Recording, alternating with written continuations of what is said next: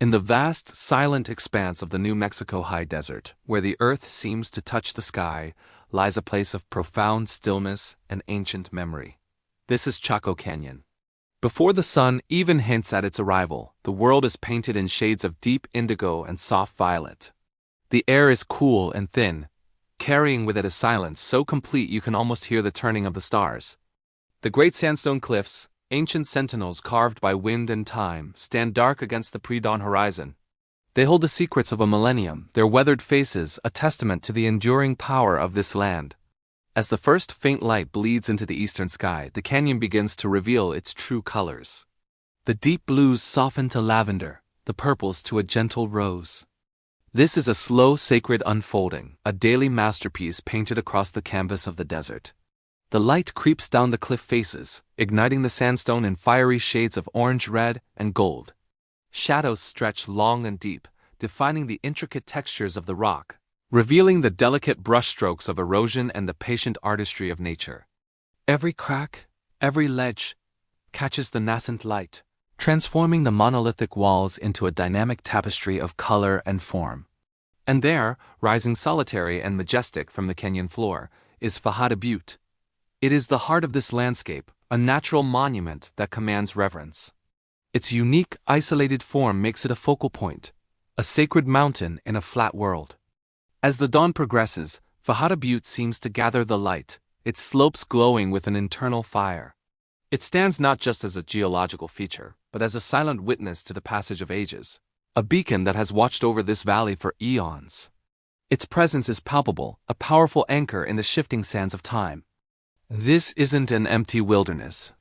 It is a place that was once teeming with life, the center of a vibrant and sophisticated civilization. Imagine, 1,000 years ago, people waking to this same quiet dawn. They were the ancestral Pueblones, a people who built great houses of stone that mirrored the grandeur of the cliffs themselves. They didn't just live in this landscape. They were an integral part of it. Their lives were woven into the cycles of the sun, the moon, and the stars. Every sunrise, every solstice, every celestial event was observed, recorded, and celebrated. The very architecture they left behind speaks of this profound connection. Windows align perfectly with the rising sun on the equinox. Buildings are oriented to cardinal directions with astonishing precision.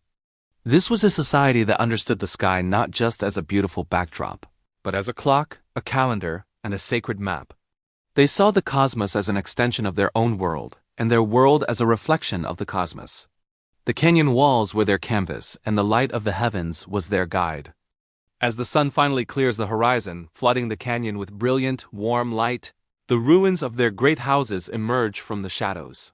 Pueblo Bonito, Chetro Kettle, Hungo Pavi, their names, echo like a whisper on the morning breeze.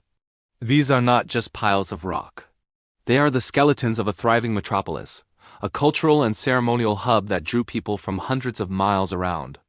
The scale of their construction is staggering, even by today's standards.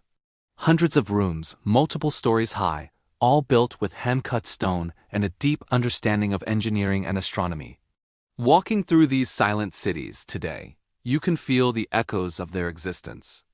You can almost hear the murmur of voices in the central plaza, the rhythmic sound of grinding corn, the laughter of children playing in the shadows of the great kivas.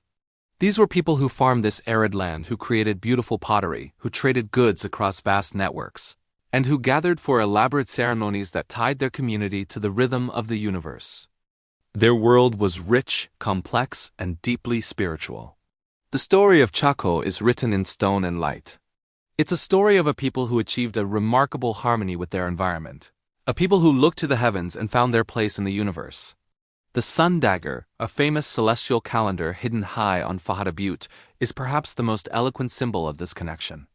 Here, slabs of fallen rock create a sliver of light that moves across spiral petroglyphs, marking the solstices and equinoxes with pinpoint accuracy. It is a breathtaking display of their sophisticated knowledge and their reverence for the cosmic order. But the story of Chaco is also one of mystery.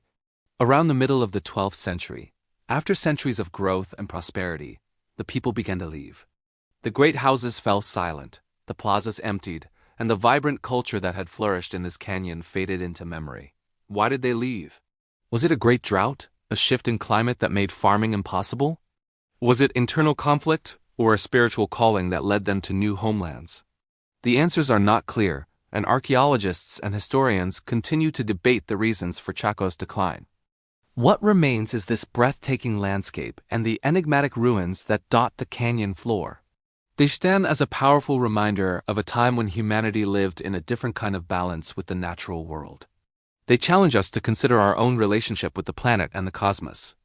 To visit Chaco is to step into a different dimension of time, to feel the weight of history and the lightness of the desert sky. It is to witness the enduring legacy of a civilization that, for a few brilliant centuries, created a world of order and beauty in the heart of the American Southwest. As our journey into the heart of Chaco begins, we invite you to look closer, to listen to the silence, and to see this land not as it is now, but as it once was, a thriving sacred center of a world guided by the stars. The quiet dawn has broken, illuminating a story of profound depth and enduring mystery, waiting to be rediscovered. Thank you for joining us on this exploration. If you're captivated by the mysteries of the past, be sure to subscribe and follow our channel as we delve deeper into the wonders of Chaco Canyon. Welcome back to our journey through Chaco Canyon. Today we turn our gaze to one of its most mysterious and iconic landmarks, Fajada Butte. Standing alone at the southern entrance to the canyon, this massive landform isn't just a piece of scenery. It's a silent sentinel, a celestial observatory, and a spiritual epicenter that has captivated people for centuries. So, what makes this butte so special? Imagine a colossal layered cake of sandstone rising 135 meters, that's over 440 feet straight from the flat canyon floor. Its sides are sheer cliffs, carved by wind and water over millennia. It's an island in a sea of desert, visible from almost every corner of Chaco. This isolation is key. It's set apart, demanding attention, making it a natural focal point for anyone entering this sacred landscape. For the ancestral Pueblones, Fajada Butte wasn't just a landmark. It was a connection to the cosmos. Getting to the top was a challenge in itself. A narrow, precarious trail spirals its way up the sheer rock face. This wasn't a casual stroll. It was a pilgrimage. This difficult ascent suggests that whatever happened at the summit was reserved for a select few priests, astronomers, or spiritual leaders. The very act of climbing was likely a ritual, separating the sacred space above from the everyday world below.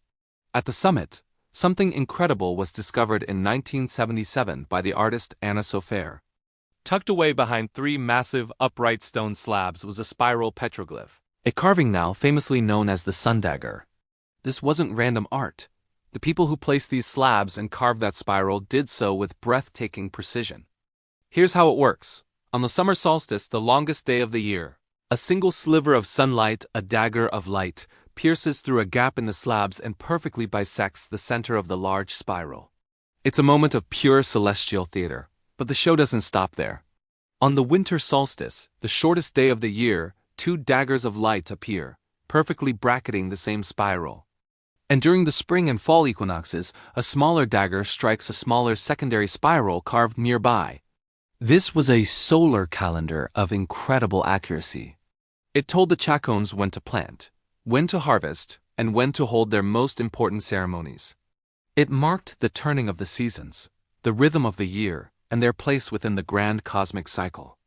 The Sun Dagger demonstrates a deep, sophisticated understanding of astronomy that was woven directly into their spiritual life. The butte wasn't just a mountain. It was a clock, a calendar, and a temple all in one. But the secrets of Fajada Butte don't end with the sun. It also tracks the moon.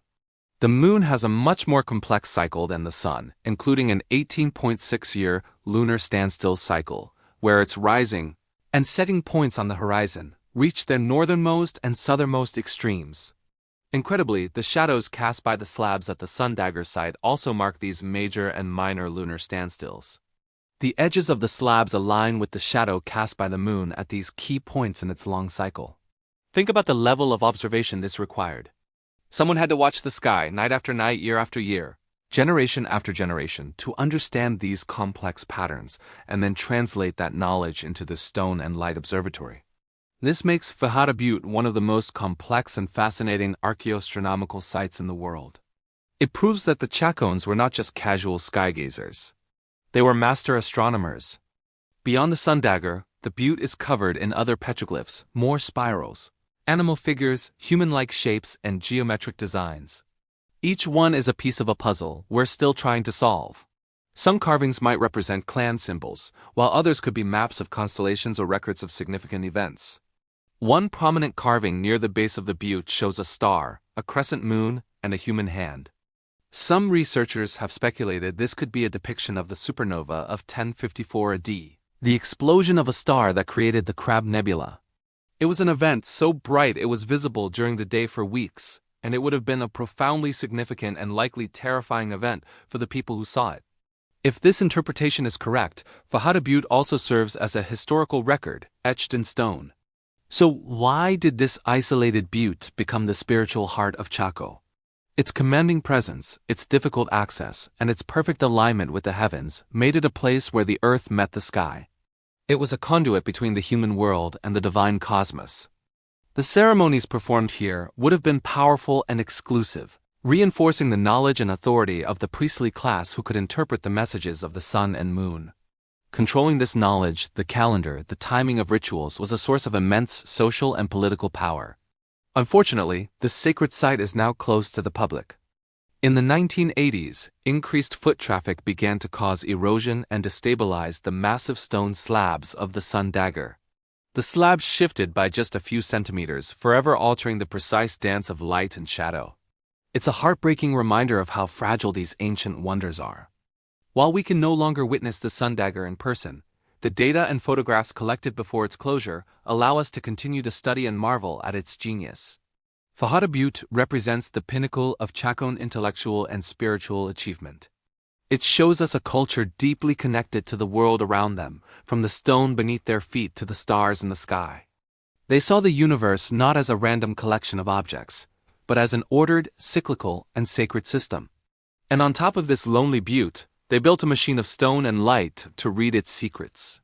It's a testament to their ingenuity, their patience, and their profound reverence for the cosmos. Join us next time as we venture into the heart of the canyon to explore the largest and most famous of the great houses, Pueblo Bonito, a city of stone that continues to baffle and inspire. Thanks for watching, and if you're enjoying this journey into the past, don't forget to like and subscribe for more. See you in the next chapter. Imagine it's 1977. The world is grooving to disco. The first Star Wars movie is hitting theaters, and a young artist and researcher named Anna Sofer is about to make a discovery that will rewrite history. This is the story of how a modern-day explorer stumbled upon an ancient secret, hidden in plain sight for nearly 1,000 years. Our journey takes us back to the starkly beautiful landscape of Chaco Canyon, New Mexico. For years, archaeologists had studied the great houses and kivas, marveling at the architectural genius of the ancestral pueblones. They believed they had uncovered most of Chaco's secrets. They were wrong. Anna Sofer wasn't an archaeologist by trade.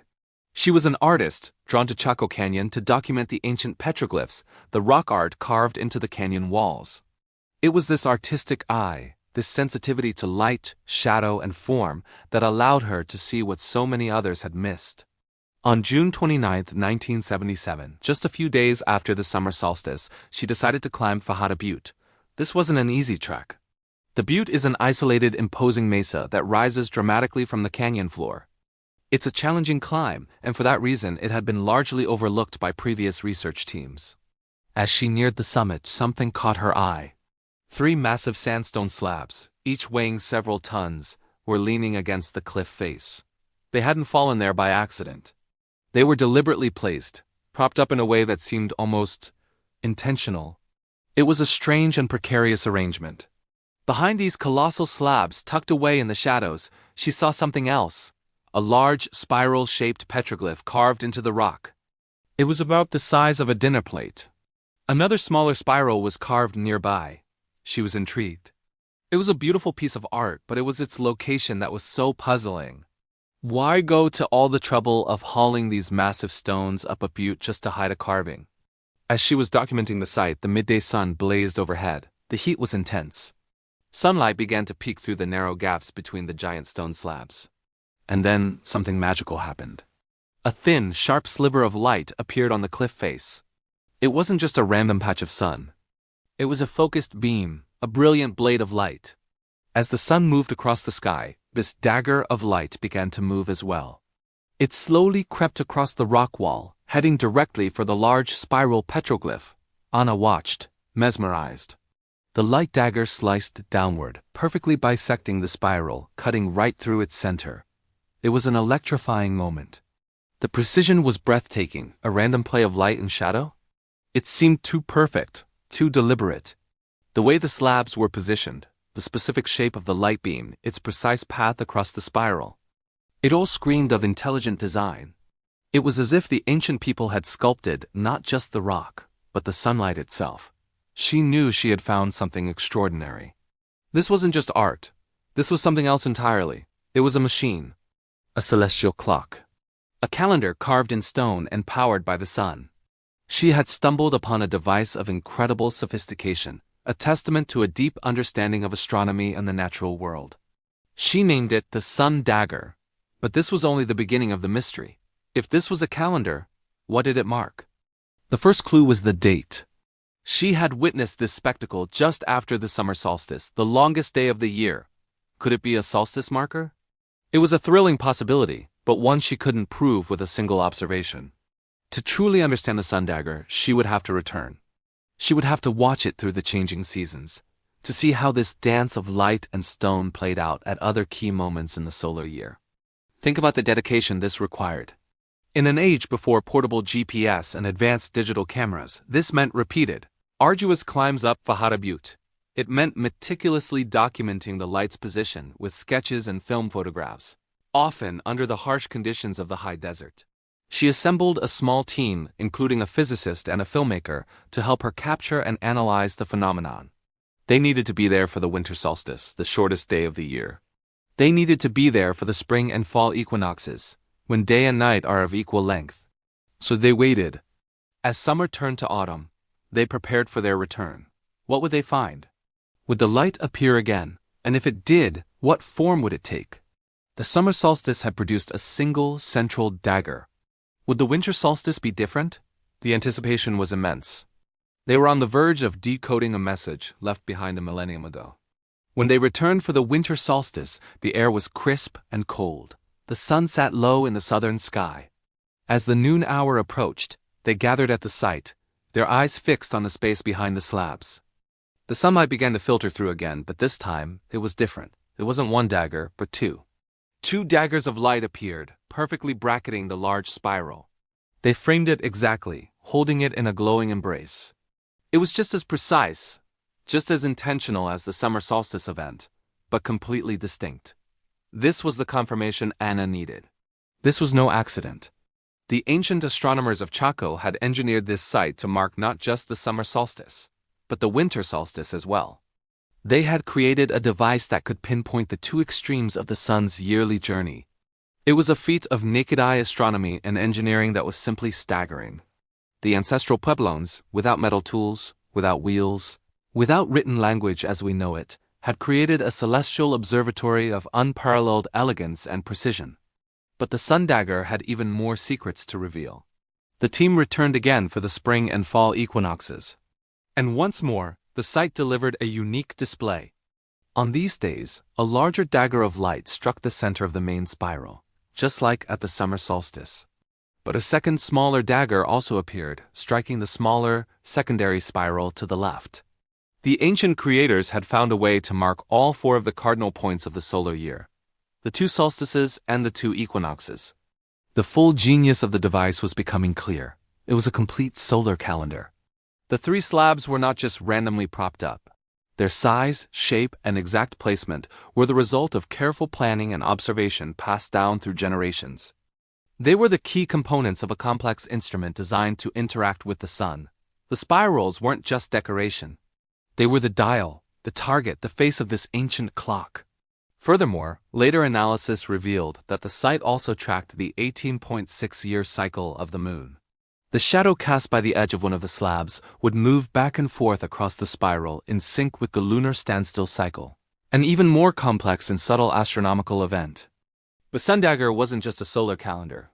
It was a comprehensive cosmological tool, tracking the movements of both the sun and the moon. Anna Sofer's discovery sent shockwaves through the archaeological community.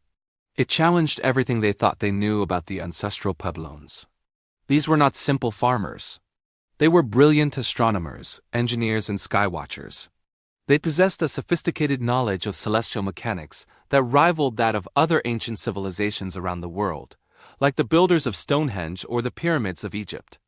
The Sun Dagger became a symbol of this lost genius, a silent testament to a culture deeply connected to the cosmos. But it also presented a profound and unsettling puzzle. Why go to such lengths? Why build this incredibly complex and difficult-to-access device on top of a remote butte? What was its purpose? Was it purely for tracking agricultural cycles, knowing when to plant and when to harvest? Or did it serve a deeper spiritual purpose? Was it a sacred place, a point of connection between the earth and the heavens, where priests or shamans would conduct rituals to honor the sun and moon? The mystery of the Sun Dagger is the mystery of Chaco Canyon itself. It's a story of incredible achievement, of deep knowledge, and of a civilization that flourished and then vanished, leaving behind these enigmatic clues to their worldview. Anna Sofer's discovery didn't just reveal an astronomical device. It opened a door into the mind of an ancient people, allowing us a glimpse of a world where the sky was not just a ceiling but a map, a clock, and a sacred text. The story, however, has a bittersweet postscript. The discovery that made the Sun Dagger famous also contributed to its undoing. The increased foot traffic from researchers and visitors began to destabilize the fragile arrangement of the slabs. In 1989, the slabs shifted slightly, altering the light patterns forever. The daggers of light are no longer as precise as they once were. To protect the site from further damage, Fajada Butte is now closed to the public. The dance of light and shadow that Anna Sofer first witnessed can no longer be seen in person. But the legacy of the Sun Dagger endures. It serves as a powerful reminder of the incredible knowledge that can be hidden in plain sight, waiting for the right person with the right perspective to see it. It teaches us about the ingenuity of the ancestral Pueblones and their profound connection to the world around them. And it leaves us with a sense of wonder, gazing at the same sun they did, and contemplating the timeless secrets it still holds. Thank you so much for joining me on this journey back in time to uncover the Sun Dagger. If you found this story as fascinating as I do, please hit that like button and subscribe for more explorations into the mysteries of the ancient world. And don't forget to ring the notification bell so you won't miss our next chapter, where we'll delve deeper into the purpose and meaning of Chaco Canyon itself. Thanks for watching, and I'll see you in the next video. Welcome back, explorers, to our journey through the mysteries of the past. Today, we delve into Chapter 4, the 3 stone slabs. Picture this. You're deep in the heart of the desert, surrounded by towering red rock formations. Before you stands a colossal butte, its sheer face weathered by millennia of wind and sun. And there, leaning against its ancient wall, are 3 enormous sandstone slabs. These aren't just any rocks. They're monolithic, each one the size of a small house, weighing hundreds of tons. They rest against the butte at a sharp angle, creating a scene of both natural grandeur and subtle, intentional design. It's clear that while the desert provided these immense stones, they weren't placed here by accident. You can almost feel the presence of the ancient hands that guided them into this precise formation. It's a testament to a forgotten people, a culture with the knowledge and the sheer will to move mountains. What's truly captivating are the gaps between them. 3 narrow, vertical slits are formed where the slabs meet the butte wall. These aren't wide openings. They're just slivers of space, channels carved between stone. Looking through them is like peering through a keyhole into another world. The sunlight, so harsh and unforgiving in the open desert, is transformed as it passes through these gaps. It becomes a focused beam, a spear of pure golden light that cuts through the shadows within. This is where the magic happens. These aren't just random beams of light. They are a clock, a calendar, a celestial instrument of immense scale and precision. As the sun journeys across the sky, these beams of light move with it. They crawl across the back wall of the butte, tracing specific paths, illuminating hidden markings, and signaling moments of great importance. This isn't just architecture. It's a symphony of stone and light, a dialogue between the earth and the heavens. Let's examine the first slab, the one on the easternmost side. This one seems to be the guardian of the morning sun. As dawn breaks, the very first rays of light are funneled through the narrowest gap. This initial beam is razor-thin, a brilliant line of fire that strikes a specific point on the opposite rock face. Ancient carvings, almost invisible in the shade, suddenly ignite with light. Imagine standing there in the cold desert morning, watching as a spiral symbol, etched into the stone thousands of years ago, is perfectly illuminated. This marks the beginning of the day, a daily ritual connecting the people to the cosmos. As the morning progresses, the beam widens and travels downwards, almost like a divine finger pointing the way. It highlights a series of smaller glyphs, perhaps records of seasons, lunar cycles, or significant events. The sheer genius of it is breathtaking. The creators of this site knew the sun's path so intimately they could predict exactly where its light would fall, not just on any given day, but throughout the entire year. This first slab and its corresponding light beam act as the site's daily alarm clock and its morning newspaper, all rolled into one. Now let's turn our attention to the central slab. This is the largest of the three, a true leviathan of stone. It stands tall and proud, dominating the space. The gap it forms is slightly wider, allowing a more substantial column of light to pass through, especially around midday when the sun is at its highest. This central beam is the anchor of the entire system. It acts as the marker for the solstices. On the winter solstice, the shortest day of the year, this powerful shaft of light penetrates deep into the recess, striking a mark far back in the shadows. It's a moment of profound significance, signaling the death and rebirth of the sun, the turning point of the year. The light lingers on this one spot, a beacon of hope in the darkest time. Conversely, on the summer solstice, the longest day of the year, the beam stops short, perfectly framing a different carving at the very edge of the shadowed area. It's as if the sun is declaring its dominance, its peak power, before beginning its slow decline. The precision is mind-boggling. This central slab isn't just a rock. It's the fulcrum of their entire calendar, the axis around which their year revolved. Finally, we arrive at the third slab, on the western side. This one is aligned with the setting sun. As the day draws to a close, the light filtering through its gap takes on a warm reddish hue, painting the inside of the chamber with the colors of sunset. This beam of light moves upwards, a mirror image of the morning beam's descent. It sweeps across a different set of petroglyphs, perhaps those related to evening rituals, storytelling, or honoring the spirits of the night. One of the most fascinating aspects of this western slab is its interaction with the equinoxes. Twice a year, during the spring and fall equinoxes, when day and night are of equal length, something extraordinary happens. The setting sun's light passes through the gap and splits. A light dagger, as some have called it, appears to pierce the heart of a serpentine figure carved on the wall. For a few precious minutes, the carving is bisected perfectly by this sliver of light, a dramatic celestial event signaling the balance of the seasons. It's a moment of perfect equilibrium, captured in stone and light by a people who understood the universe in a way we are only just beginning to rediscover. The arrangement of these three slabs is a work of pure genius. They weren't just moved, they were engineered. The angles, the spacing, the orientation, every detail was meticulously planned. Think of the monumental effort required.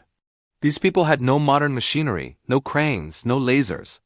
They had levers, ropes, manpower, and an incredibly sophisticated understanding of physics and astronomy. They would have had to observe the sun's path for generations, recording its movements, calculating the angles, before ever attempting to move the first stone. The texture of the slabs themselves tells a story. The surfaces facing outward are rough and weathered, bearing the scars of countless sandstorms. But the inner surfaces, the ones that form the light gaps, are noticeably smoother. You can see the faint marks of tools, evidence of being worked and shaped to refine the passage of light. This wasn't just a happy accident of geology. It was a deliberate and masterful modification of the natural world to serve a higher purpose. These slabs created more than just a calendar. They created a sacred space. The interior, sheltered from the elements, would have been a place of ceremony, of teaching, of initiation. The shifting light would have been the backdrop for their rituals, the light itself an active participant in their spiritual lives. The priests or shamans would have been the keepers of this knowledge, interpreting the light's messages for the community. The fate of the crops, the timing of hunts, the celebration of life's milestones, all were tied to the silent, steady dance of light and shadow within this stone sanctuary. As we stand here today, we are left with a profound sense of awe and 1,000 unanswered questions. Who were these people? What was the full extent of their knowledge? What other secrets are hidden within these stones? The three slabs are both a monument and a mystery, a clock that still keeps perfect time with the cosmos long after its makers have vanished. They remind us that ancient does not mean primitive, and that some of the greatest technologies were built not with circuits and steel, but with stone, sunlight, and an intimate connection to the world around them. Thank you for joining me on this exploration of the three stone slabs. It's incredible to think about the stories locked away in these ancient sites. If you found this as fascinating as I did, be sure to like this video, subscribe for more adventures into the past, and hit that notification bell so you don't miss our next chapter. See you next time. Welcome back, history detectives and mystery seekers. In our last chapter, we carefully removed the inscribed stone slabs, and what we found hidden behind them is nothing short of breathtaking. Etched deep into the original rock face is a series of mesmerizing spiral petroglyphs. These aren't just random doodles. They are a profound connection to the ancient minds that created them. So, in Chapter 5, we're diving deep into the meaning of the spiral. Across countless Native American cultures, from the ancestral Pueblones of the Southwest to the tribes of the Great Plains, the spiral is a powerful and multi-layered symbol. At its most fundamental level, it represents the journey of life, the path we walk from birth, through our experiences and into the spiritual realm. It's a symbol of constant motion, of evolution, and of our own personal growth. Think about it. Life isn't a straight line. It's a winding path of learning and returning to our center. But the spiral's meaning expands far beyond the individual. It's a cosmic symbol. For many agricultural societies, it represented the cyclical nature of time itself, the turning of the seasons, the cycle of planting and harvesting, the phases of the moon. This reliable rhythm of the universe was the foundation of their existence, and the spiral was its perfect visual representation. Each turn of the spiral could signify a year, a generation, or an entire epoch. It embodies the concept that time isn't linear, with a definitive beginning and end, but rather an eternal, repeating pattern. The spiral is also deeply connected to the elements. Imagine a whirlwind or a dust devil dancing across the desert plains. That's the spiral in motion, a symbol of the air and the wind. Or think of water, the source of all life. A whirlpool in a river, the ripple effect from a single drop of rain in a puddle. These are natural spirals. For desert-dwelling peoples, water was the most precious resource, and the spiral became a sacred symbol for it, often used in prayers and ceremonies to call for rain. Its presence here could be a plea for life-giving water, a marker for a sacred spring, or a map of water sources known only to the initiated. Perhaps most profoundly, the spiral connects to the heavens. It symbolizes the sun, the ultimate giver of life and warmth. The sun's daily journey across the sky and its yearly path through the solstices and equinoxes creates a grand, celestial spiral. Ancient astronomers were meticulous observers of these patterns. All across the Americas, we find incredible structures aligned with celestial events. At Chaco Canyon, the famous Sun Dagger Petroglyph uses spirals of light and shadow to mark the solstices with stunning precision. In South America, the Nazca lines feature giant spiral geoglyphs that can only be fully appreciated from the sky. These aren't just art. They're sophisticated astronomical clocks and calendars carved into the very earth. The spirals we've uncovered here are part of this grand continent-spanning tradition of skywatching. They suggest that the people who lived here weren't just surviving. They were scientists, astronomers, and philosophers. They were mapping their place in the cosmos, linking their daily lives to the grand, spiraling dance of the sun, moon, and stars. The specific orientation of these spirals, their number, and their placement in relation to other features of this site are all clues. Are they marking the summer solstice sunrise? Do they align with a particular star constellation that was important to their mythology? The spiral is a gateway symbol. It draws us in, leading our eyes and our minds on a journey. It represents the known and the unknown, the physical world and the spiritual realm. It could be a map of a physical journey, a celestial chart, or a diagram of a shamanic trance or vision quest. The spiral often appears at the entrance to kivas, sacred underground chambers, symbolizing the passage from the mundane world into a sacred space, a journey back to the womb of Mother Earth. Its presence here signifies that this is not just a settlement, but a place of immense spiritual power, a place where the veil between worlds was thin. As we analyze these carvings further, we're not just deciphering an ancient symbol. We're trying to understand a completely different worldview. A worldview where time is a circle, where the heavens are intimately connected to the earth, and where every rock, river, and star has a story to tell. These spirals are a powerful reminder that our modern linear way of thinking is just one possibility among many. The people who etched these spirals into stone possessed a deep, cyclical wisdom that we are only just beginning to appreciate. What stories do you think these spirals tell? A map of the stars? A prayer for rain? A record of generations? Let me know your theories in the comments below. The beauty of the spiral is that it can mean all of these things at once. It's a symbol that connects the micro to the macro, the individual soul to the entire universe. Thank you for joining me on this incredible journey into the heart of the spiral. The clues are converging, and the story of this lost civilization is becoming clearer with every discovery. Don't forget to like this video, subscribe to the channel, and hit that notification bell so you don't miss Chapter 6, where we'll use modern technology to see if these spirals align with any celestial events. The results might just change everything we thought we knew. See you next time. For millennia, humanity has looked to the heavens, charting the sun's journey across the sky.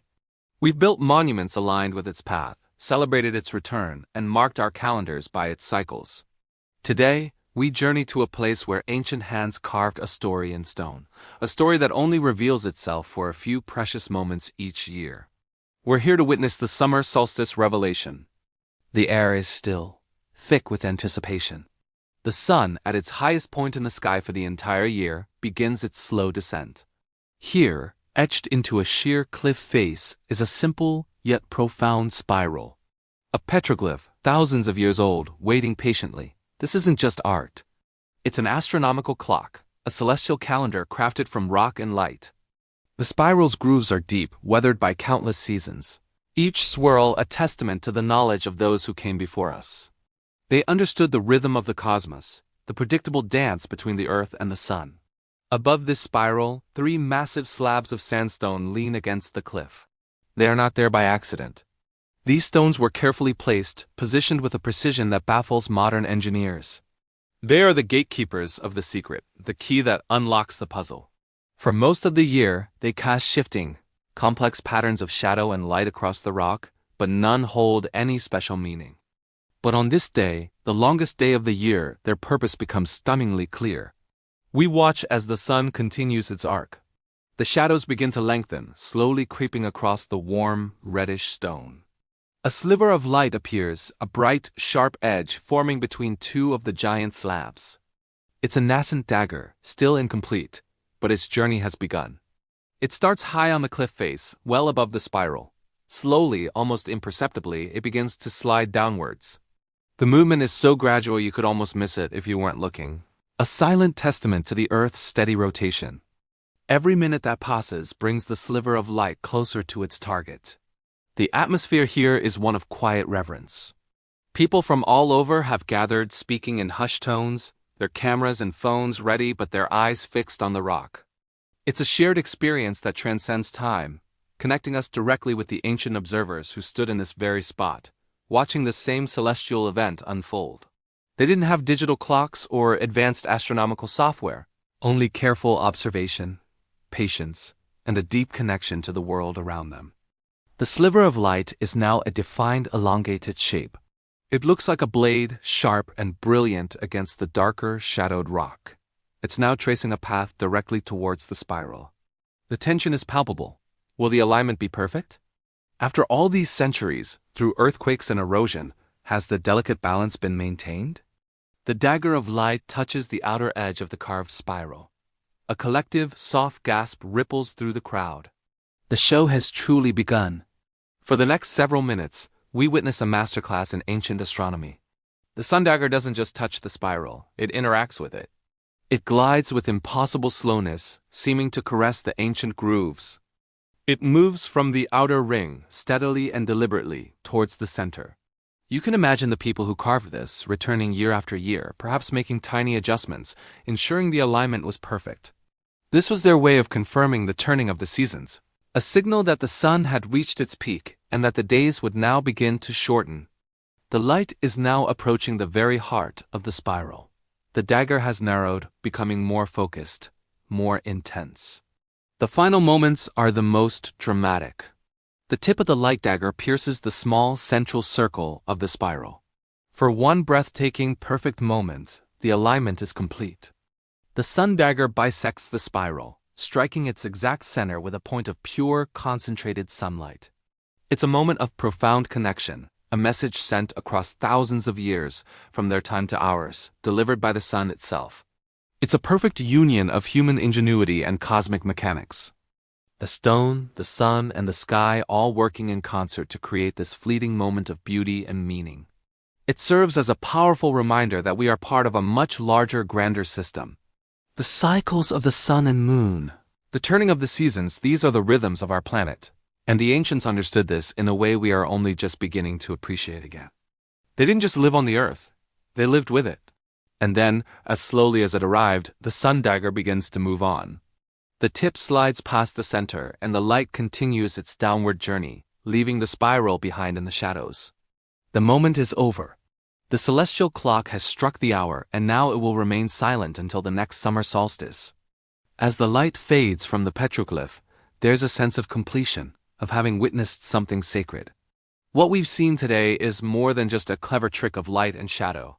It's a legacy. It's a testament to the enduring curiosity and intelligence of the human spirit. In a world that moves so fast, it's humbling to be reminded of these slower, more profound rhythms.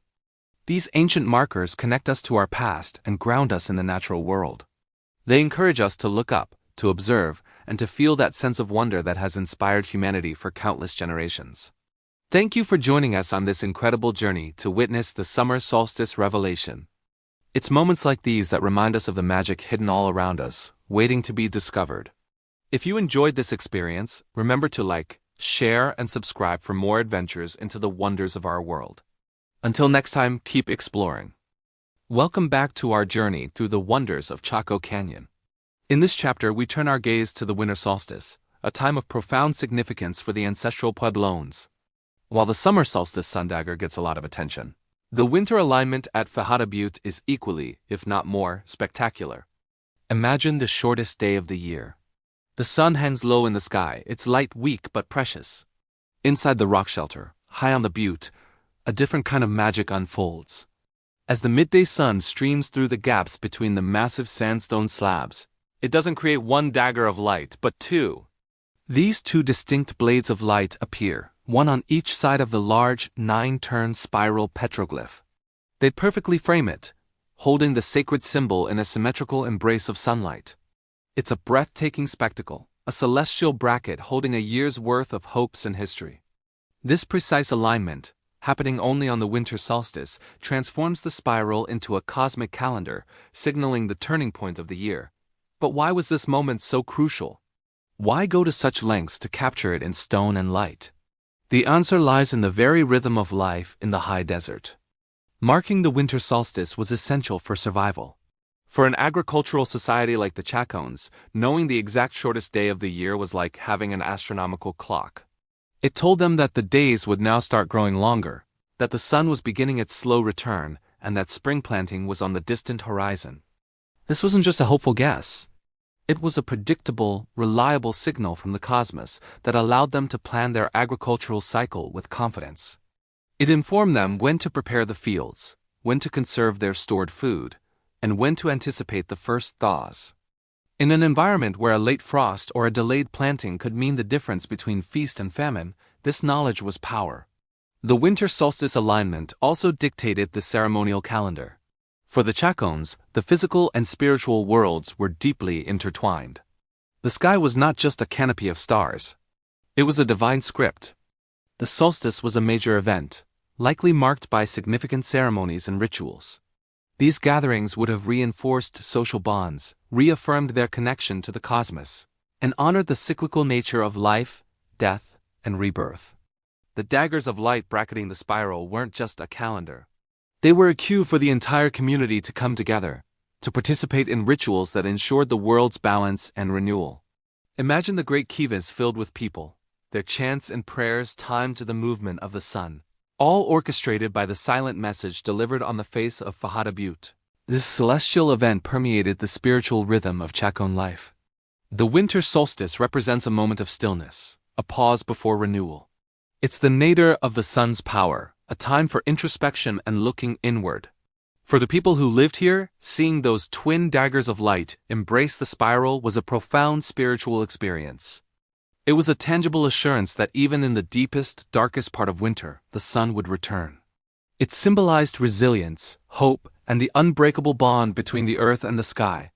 The spiral itself, a universal symbol of journey and evolution, becomes the centerpiece of this cosmic drama, held for a fleeting moment in a perfect balance of light and shadow.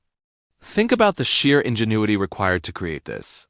It demanded generations of careful observation, a deep understanding of solar mechanics, and incredible engineering skill to place those massive stone slabs in just the right position. This wasn't an accident. It was a deliberate, monumental effort to weave their culture into the fabric of the universe itself. The winter solstice alignment at Fajada Butte is more than just an ancient astronomical observatory. It's a testament to a worldview where science, art, and spirituality were one and the same. It was a way to live in harmony with the cosmos, to see themselves as part of a grand cyclical dance. So as we stand in awe of this winter spectacle, we see not just a clever trick of light, but the very heart of Chacoan civilization. It was their clock, their calendar, and their spiritual compass. It guided their hands in the fields, their feet in ceremonial dances, and their hearts in their spiritual journey. The two daggers of light, framing the sacred spiral, were a yearly promise from the universe. The darkness will pass, the light will return, and life will begin anew. This profound connection to the cycles of the natural world is a powerful lesson from the past, reminding us of the wisdom embedded in the sky above and the stones below. Thank you for joining us for this exploration of the winter solstice at Chaco Canyon. The story of this incredible place is far from over, and each alignment reveals another layer of its genius. If you've enjoyed this journey, please like, subscribe, and hit that notification bell so you don't miss our next chapter. We'll continue to uncover the secrets held within these ancient walls. Until next time, keep looking up. Welcome back to our journey through the cosmos, where we uncover the ancient secrets etched into the very landscape of our world. Today, we arrive at Chapter 8, the equinox markers. This is a story of perfect balance, of a celestial dance that has guided humanity for millennia. Imagine standing before an ancient stone spiral, a monument built by our ancestors, not just as art, but as a living calendar. For most of the year, the sun casts its light across the stones, in shifting patterns, a slow, steady march of shadows, marking the passage of days. But twice a year, something truly magical happens. On the spring and autumn equinoxes, the world holds its breath. As the sun climbs the sky on these special days, a sliver of light appears. A sun dagger, as some call it. It's not just any beam of light. It's a precise, deliberate marker. This dagger of sunlight doesn't just graze the spiral, it pierces directly through its heart, striking the very center. In that moment, the entire spiral is divided into two perfect halves, one bathed in brilliant sunlight, the other cloaked in deep shadow. This isn't a coincidence. It's a message from the past, a demonstration of profound astronomical knowledge. The ancient builders understood the celestial clockwork with incredible precision. They knew that, on the equinox, day and night are of nearly equal length all across the globe. The sun rises due east and sets due west. It's a moment of planetary equilibrium, and they captured it in stone. This symmetrical division of the spiral is heavy with symbolism. It represents the delicate balance between light and darkness. In spring, it's a promise of returning light, of longer days, and the sun's growing strength. It signals the awakening of the earth, the time to plant seeds and welcome new life. The balance tips towards warmth, towards growth, towards the vibrant energy of summer. Think about it from an agricultural perspective. For a farmer, this was a critical sign. The spring equinox wasn't just a date on a calendar. It was a cosmic green light. The perfect balance of light and shadow on the spiral told them the harshness of winter was over. The soil was warming. The threat of a hard frost was receding. It was time to begin the cycle of planting, to entrust their future to the earth. This wasn't just hope. It was a calculated decision based on generations of observation, confirmed by the Sun Dagger's perfect strike. Then, half a year later, the cycle repeats. The autumn equinox arrived. Once again, the Sun Dagger slices through the spiral center, creating that same beautiful, symmetrical split. But this time the symbolism is different. The balance is now tipping away from the light. The days are growing shorter, the air is turning crisp, and the long, cold nights of winter are approaching. This moment wasn't one of sadness, but of gratitude and preparation. The autumn equinox marked the culmination of the growing season. It was the time of the final harvest, of gathering the bounty the earth had provided. The fields that were sown in spring were now ready to be reaped. This celestial sign was a reminder to bring in the crops, to store food for the coming winter, and to give thanks for the abundance of the land. Sote spiral, in its elegant simplicity, served as a guide for the two most important moments in the agricultural year: planting and harvest. It was a visual representation of the fundamental rhythm of life, the constant ebb and flow between work and rest, growth and dormancy. The split of light and shadow was a direct communication from the cosmos, telling people when to act. This concept of balance extends beyond just farming. It speaks to a deeper philosophical understanding. The equinoxes are a reminder that life is a cycle of there cannot be light without darkness, warmth without cold, or birth without decay. The ancient spiral doesn't just mark time. It teaches a profound lesson about harmony. It shows us that these opposing forces are not in conflict, but are two halves of a whole, each necessary for the other to exist. In our modern world, we've become disconnected from these natural rhythms. We have clocks, calendars, and weather apps. We don't need to watch the sun to know when to plant our gardens, but perhaps we've lost something important in the process. The equinox markers are a testament to a time when humanity lived in closer conversation with the universe. They saw themselves not as separate from nature, but as an integral part of its grand, cyclical story. Standing before such a marker, you can almost feel that connection. You can imagine the community gathering on that day, watching the Sun Dagger creep towards the center of the spiral. You can sense the shared anticipation, the collective breath held as the light strikes true, and the communal sigh of understanding and relief. It was a moment that bound them together, to each other and to the world around them. The spring equinox represented hope and renewal. It was the promise of life's triumphant return. The autumn equinox was about completion and reflection, a time to appreciate the fruits of one's labor and prepare for a period of rest. Both were essential. Both were celebrated. The spiral, perfectly divided, honored them both equally. This ancient wisdom still resonates today. The equinoxes are a powerful time to reflect on the balance in our own lives.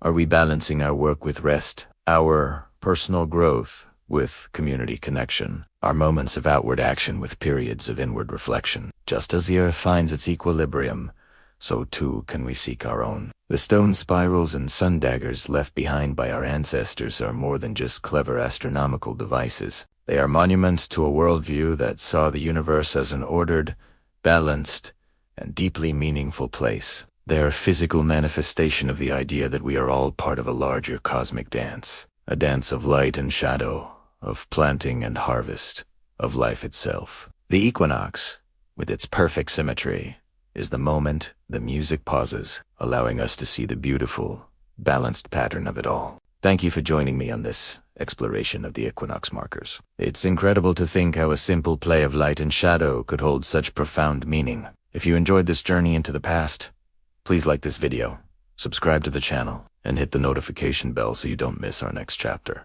Until next time, stay curious. Welcome back to our journey through the cosmos and the cultures that have looked up in wonder. Today, we're re-venturing into the high desert of what is now New Mexico to meet the brilliant minds of Chaco Canyon. This isn't just about ancient ruins. It's about the people who built them, the ancestral Pueblones, often called the Chacoans. Who were they? They were farmers, builders, artists, and most importantly for our story, they were astronomers. For over 300 years, from about 850 to 1150 AD, Chaco Canyon was a major center of ancestral Puebloan culture. It was a bustling hub of ceremony, trade, and knowledge. And a huge part of that knowledge was written not on paper, but in the sky.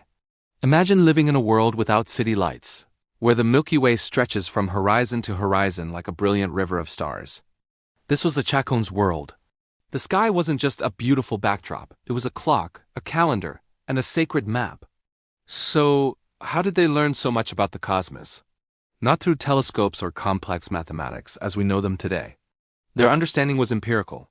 That means it was built purely on observation, passed down through generations. Think about it. Every day, every night, for centuries, people were watching. They saw the sun's path change with the seasons. They tracked the moon's complex cycle, its phases, and its journey across the sky. They noted which stars appeared just before dawn, signaling the right time to plant their crops. This wasn't a casual hobby. It was a systematic long-term project carried out by dedicated skywatchers. These individuals, likely specialized priests or knowledge keepers, held a respected place in their society. Their job was to observe, record, and interpret the movements of the sun, moon, and stars. They weren't just passively looking. They were actively gathering data. This knowledge was also cumulative. Each generation didn't have to start from scratch.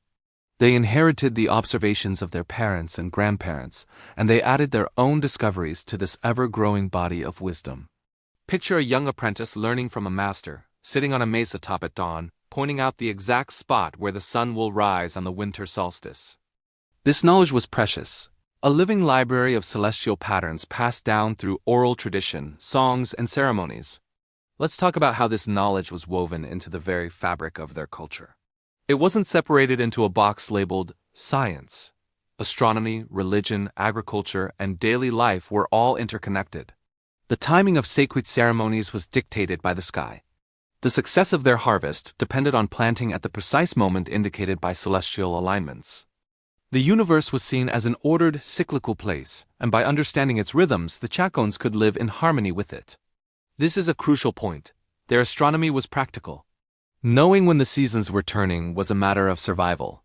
The summer solstice, the longest day of the year, marked the peak of the sun's power and the height of the growing season.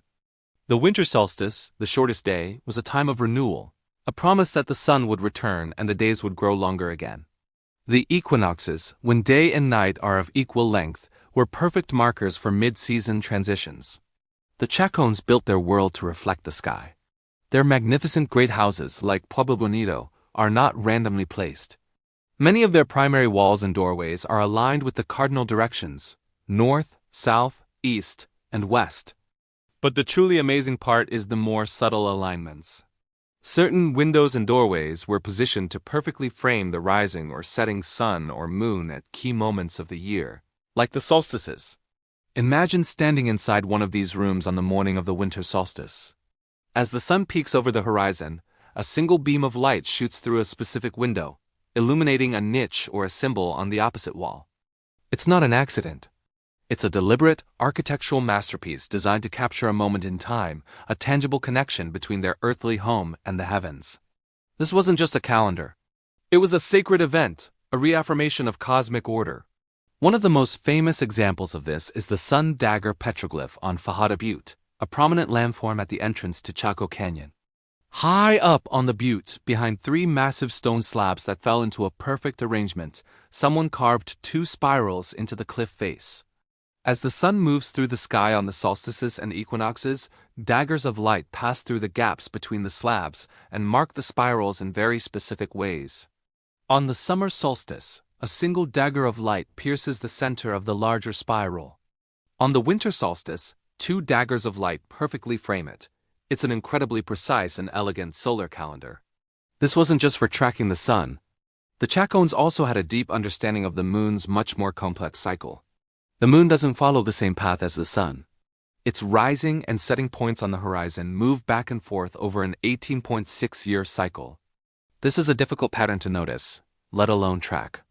Yet there is strong evidence that the Chacoans did exactly that. Some researchers believe that the very layout of their major buildings and road systems incorporates alignments to this major lunar standstill. This level of observation is astonishing. It would have required meticulous records kept over decades.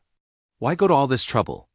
Because for the Chacoans, aligning their lives and their world with the cosmos brought balance and stability. It reinforced their worldview, a belief that they were part of a larger, ordered universe. Their ceremonies, timed by the sky, were meant to help maintain that cosmic harmony. By participating, they were actively helping to keep the world in balance. The knowledge of the Chacoan astronomers wasn't just abstract information. It was embedded in their stories, their art, and their rituals. The spirals carved on rocks might represent not just the sun's journey, but the journey of life itself. The celestial patterns they observed were mirrored in the patterns of their pottery and weavings. Their entire culture was a reflection of the cosmos they knew so well. What we see in Chaco Canyon is the legacy of a people who are deeply connected to their environment, both terrestrial and celestial.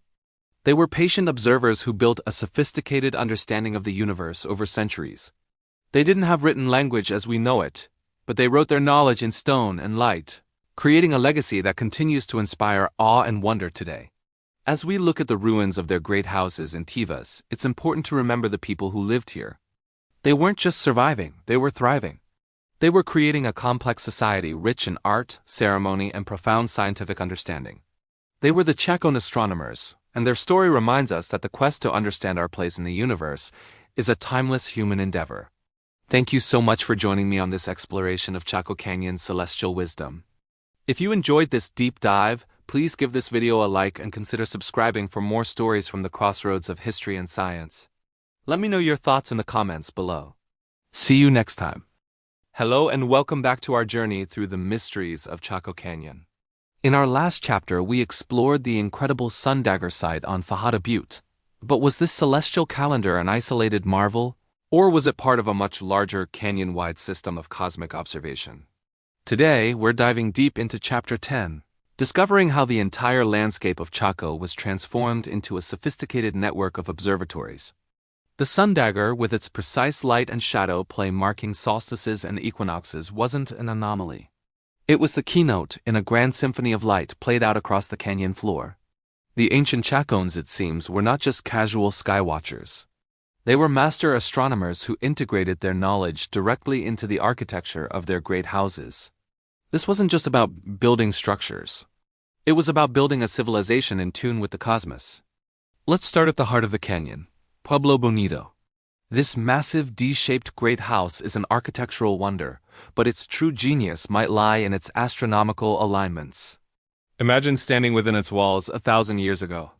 As the sun rises on the winter solstice, its first rays don't just warm the stone. They pour through specific, intentionally placed windows and doorways, illuminating rooms deep within the structure. These aren't random openings.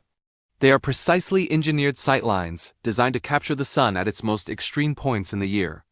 The long back wall of Pueblo Bonito, for instance, is oriented almost perfectly east-west. This alignment creates a stunning effect at the equinoxes, when the rising sun casts a straight line of light and shadow along its entire length. It's as if the building itself is a giant sundial, marking the balance point of the year. Archaeologists have also found corner windows that seem to frame the sunrise and sunset on the solstices. Picture this. On the longest day of the year, the summer solstice, you're positioned at a specific corner window. As the sun appears on the horizon, it aligns perfectly within the window frame. It's a personal, intimate connection with the celestial cycle, built right into your home. These features suggest that the daily and seasonal rhythms of the sun were an integral part of life inside Pueblo Bonito, not just something observed from a distant butte. The entire building was alive with light, a living calendar tracking the passage of time. But the Chacoans weren't only focused on the sun. They were also keen observers of the moon's more complex cycle. The moon follows a path that takes 18.6 years to complete, a period known as the lunar standstill cycle. During this cycle, the moon's rising and setting points on the horizon reach their northernmost and southernmost extremes. Incredibly, evidence for tracking this long, subtle cycle is also built into the architecture. Alignments in several great houses, including Pueblo Bonito and the nearby site of Penasco Blanco, correspond with these major and minor lunar standstills. Imagine the dedication it would take to observe, record, and then build massive stone structures to commemorate a cycle that takes nearly 2 decades to unfold. It speaks to a culture deeply invested in understanding long-term cosmic patterns, perhaps for planning ceremonies or predicting generational changes. Now let's move across the canyon to another enigmatic structure, Casa Rinconada. Unlike the great houses, which were residential complexes, Casa Rinconada is a massive isolated great kiva, a ceremonial chamber. Its purpose was almost certainly spiritual, and its design reinforces this. The kiva is a near-perfect circle symbolizing the cosmos, and its features are rich with astronomical significance. On the summer solstice, a single beam of sunlight enters through a window high on the northeastern wall. As the sun climbs, this beam of light travels across the interior, landing precisely in one of several niches carved into the opposite wall. It's like a sacred spotlight, highlighting a specific point within the ceremonial space at the most powerful moment of the solar year. The architecture of Casa Rinconada is a masterclass in solar engineering. Its 4 massive roof support posts are aligned with the cardinal directions: north, south, east, and west. The main entryway faces due south, aligning with the midday sun. Some researchers even propose that other openings and features within the kiva align with the rising and setting points of stars and constellations, like the Pleiades, which were important to many Pueblo cultures. Standing inside Casa Rinconada, you get the sense that you're not just in a building, but within a model of the universe itself, a place where earthly and celestial realms connect. The rituals performed here were likely timed by these light events, grounding sacred ceremonies in the predictable and eternal rhythms of the sky. The genius of Chacoan astronomy wasn't limited to just 2 sites. All across the canyon, we find evidence of this celestial obsession. At the Great House of Ujiji, a wall alignment points directly to the winter solstice sunrise. At Hungopavi, doorways and walls are oriented to catch the equinox sun. Even smaller sites often feature a corner window or a peculiar alignment that makes sense only when you consider the sun's path. What we're seeing is not a collection of isolated observatories, but a unified system. The knowledge demonstrated at the Sun Dagger was replicated, adapted, and expanded upon throughout the canyon. It's a distributed network of celestial markers, each playing its part in a larger, interconnected system of timekeeping and ceremony. Think of it like a canyon-wide clock. Fajada Butte might have been the master clock, the primary reference point. But the great houses and kivas were the public clocks in the town squares, the personal clocks in the homes. Each one reinforced the same cosmic order. This redundancy was likely intentional. What if clouds obscured the view from Fajada Butte on a critical day? No problem. The event would still be marked by a beam of light in Pueblo Bonito or a shadow line in Casa Rinconada. This system ensured that the community's connection to the cosmos was constant and unwavering. This intricate web of observatories tells us something profound about the Chacoan worldview.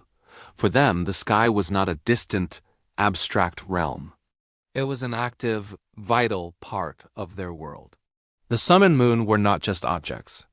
They were powerful forces that governed the seasons, the crops, and the very rhythm of life. By weaving their movements into the fabric of their daily existence, into the very walls of their homes and sacred spaces, the Chacoans created a world where the sacred and the mundane were one. Their architecture was a constant reminder of their place within the cosmos. So the Sun Dagger on Fajada Butte was not a standalone monument. It was the most dramatic and perhaps the most sacred expression of a scientific and spiritual tradition that permeated all of Chacoan society. From the grand alignments of Pueblo Bonito to the intimate light play in Casa Rinconada, the entire canyon was a testament to a people who looked to the sky for order, meaning, and guidance. They didn't just live under the sun and moon. They lived with them. Thank you for joining me on this exploration of Chaco's celestial landscape. The story is far from over. Join us next time as we continue to unravel the secrets of this incredible ancient world. Don't forget to like, subscribe, and share your thoughts in the comments below. See you in the next chapter. Welcome back to our exploration of the Sun Dagger, a celestial calendar that continues to reveal its secrets. We've seen how it masterfully tracks the solstices and equinoxes, but its capabilities extend far beyond the sun. Today, we delve into one of its most profound and mysterious functions, marking the 18.6-year lunar standstill cycle. This isn't just advanced astronomy. This is knowledge so rare, it was virtually lost to the modern world until recently. What is the lunar standstill? Well, just like the sun, the moon has its own northern and southern limits in the sky. But unlike the sun's fixed annual path, the moon's rising and setting points vary over a much longer period. This 18.6-year cycle is known as the lunar nodal precession. At one extreme, the major standstill, the moon rises and sets at its furthest north and south points. About 9 years later, At the minor standstill, it rises and sets within a much narrower range. For the Chacoans, or any ancient culture, to even notice this cycle would require meticulous generational observation. But to mark it? That's a whole other level of sophistication. So how does the Sun Dagger site accomplish this? It's all in the shadows. Researchers discovered that during the major lunar standstill, the shadow of one of the massive stone slabs casts a precise line across the center of the large spiral petroglyph. And during the minor standstill, the shadows align perfectly with the outer edges of that same spiral. Think about that. The same petroglyph used to track the sun and its annual journey is also calibrated to map the moon's nearly 2-decade-long dance. This dual-purpose design is a testament to an incredible level of astronomical and engineering genius. It implies a deep integrated understanding of both solar and lunar movements, a unified cosmology etched into the rock itself. The patience required to document this is staggering. Imagine a team of skywatchers, generation after generation, dedicating their lives to this task. They would have needed a system to record observations, pass down knowledge, and maintain the site for centuries. It's not just about one brilliant astronomer. It's about a sustained, institutionalized tradition of scientific inquiry. Each night, they would watch, measure, and note the moon's position. They would have to track it through all its phases, through cloudy nights and changing seasons, for nearly 20 years just to confirm one full cycle. Then, they would have had to do it again and again, to be certain. This wasn't a casual hobby. It was a deeply ingrained part of their culture, their science, and likely their spirituality. This discovery fundamentally changed our perception of the Chacoan people. It showed they weren't just farmers tracking seasons for agriculture. They were sophisticated scientists with a long-term research program that rivaled any in the ancient world. The lunar standstill is a subtle phenomenon, easily missed without dedicated, precise, and very, very patient observation. The fact that they not only observed it but also engineered a device to mark its extremes suggests their astronomical knowledge was far more advanced than previously imagined. It points to a society that valued long-term thinking and the transmission of complex information across generations. They weren't just surviving. They were actively seeking to understand their place in the cosmos in the most profound way. What's truly fascinating is how rare this knowledge was. While many cultures tracked the sun, very few demonstrated an understanding of the 18.6-year lunar cycle. This places the Chaco astronomers in an elite group of ancient skywatchers. It's evidence of a sophisticated observational tradition that was meticulously developed and maintained over centuries. The Sun Dagger wasn't just a calendar. It was a repository of sacred knowledge, a library of celestial cycles carved in stone. The shadows on Fajada Butte don't just tell time. They tell a story of human ingenuity, of a deep connection to the cosmos, and of a scientific legacy that continues to inspire awe. Think about the implications. To build such a device, you need to predict where the shadows will fall nearly 2 decades in the future. This requires not just observational data, but a predictive model of the cosmos. The Chacoans had to understand the geometry of light and shadow, the complex movements of the moon, and how to integrate it all into a single, elegant design.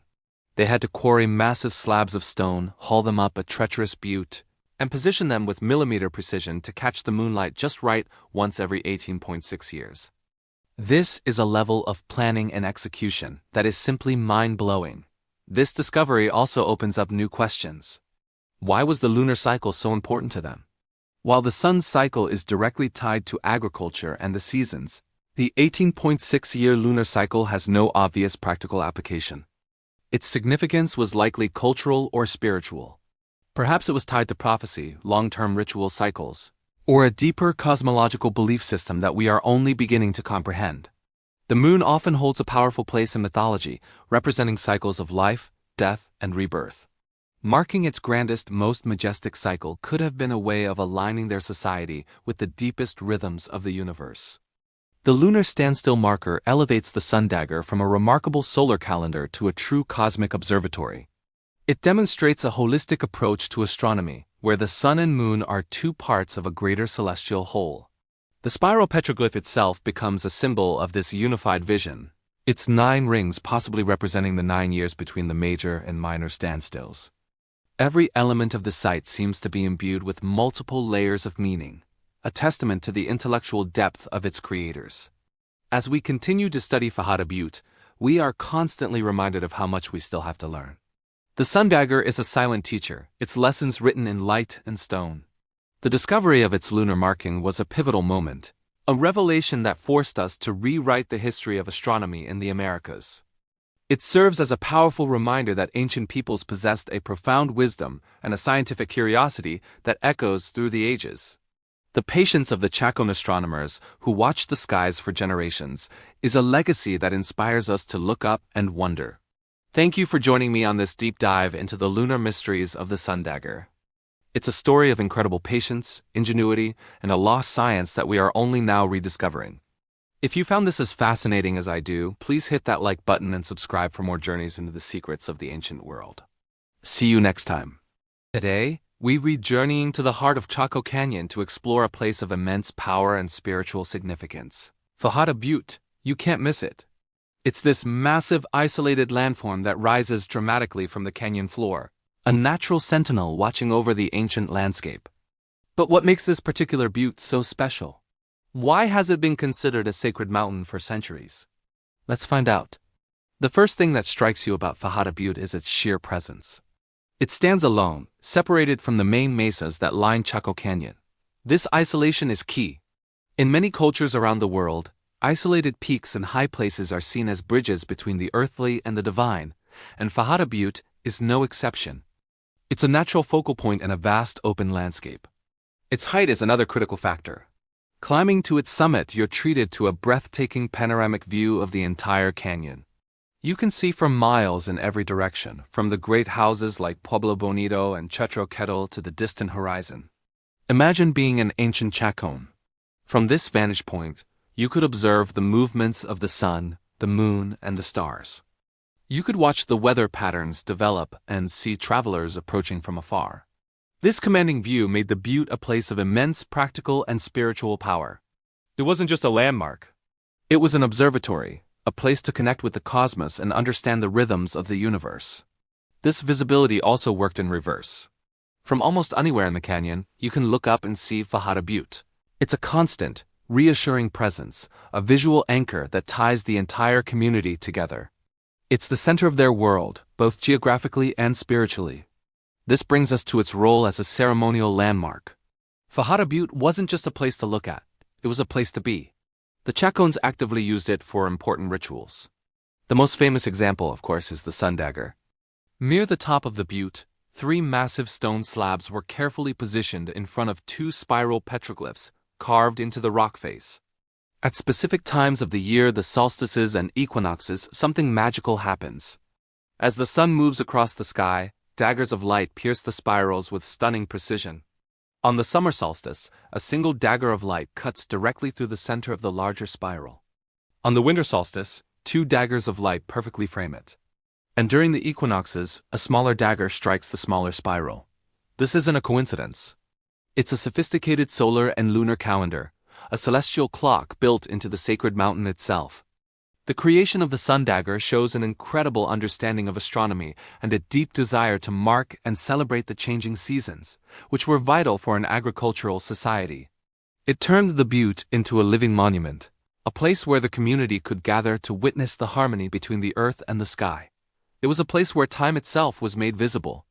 But the Sun Dagger is just one piece of the puzzle. The entire butte is covered in rock art, with hundreds of petroglyphs depicting animals, human figures, and geometric shapes. These carvings are not random doodles. They are stories, prayers, and records of important events. Each image adds another layer of meaning to the mountain, transforming the rock face into a sacred text that could be read by those who understood its language. Access to the butte was also likely restricted. Not everyone would have been allowed to climb its steep slopes or witness the sacred light shows. It was probably reserved for spiritual leaders and priests, making it an even more powerful and revered place. The effort required to climb it, the danger involved, would have been part of the pilgrimage, a physical test that prepared individuals for a spiritual experience. So why did Fajada Butte become sacred? It's a perfect storm of natural grandeur and human ingenuity. Its isolation made it stand out, its height connected it to the heavens. Its visibility made it a central point for the entire community. And through incredible feats of engineering and astronomical knowledge like the Sun Dagger, the Chacoan people wove their own beliefs and rituals into the very fabric of the mountain. They didn't just see it as a sacred place. They helped make it one. It became an active participant in their ceremonial life. But the story doesn't end with the decline of Chacoan society around the 12th or 13th century. The cultural importance of Fajada Butte lives on. For the modern descendant Pueblo peoples of the Southwest, like the Hopi, Zuni, and the Rio Grande Pueblos, Chaco Canyon is an ancestral homeland. And Fajada Butte remains a profoundly sacred place. It is connected to their origin stories, their clan histories, and their ceremonial cycles. Oral traditions passed down through generations speak of the powerful spirits that reside there and the importance of maintaining a respectful relationship with this living landmark. For them, it is not just an archaeological site. It is a vital part of their living culture. The petroglyphs are not just ancient art. They are messages from their ancestors. The Sun Dagger is not just an astronomical alignment. It is a reminder of the enduring connection between their people and the cosmos.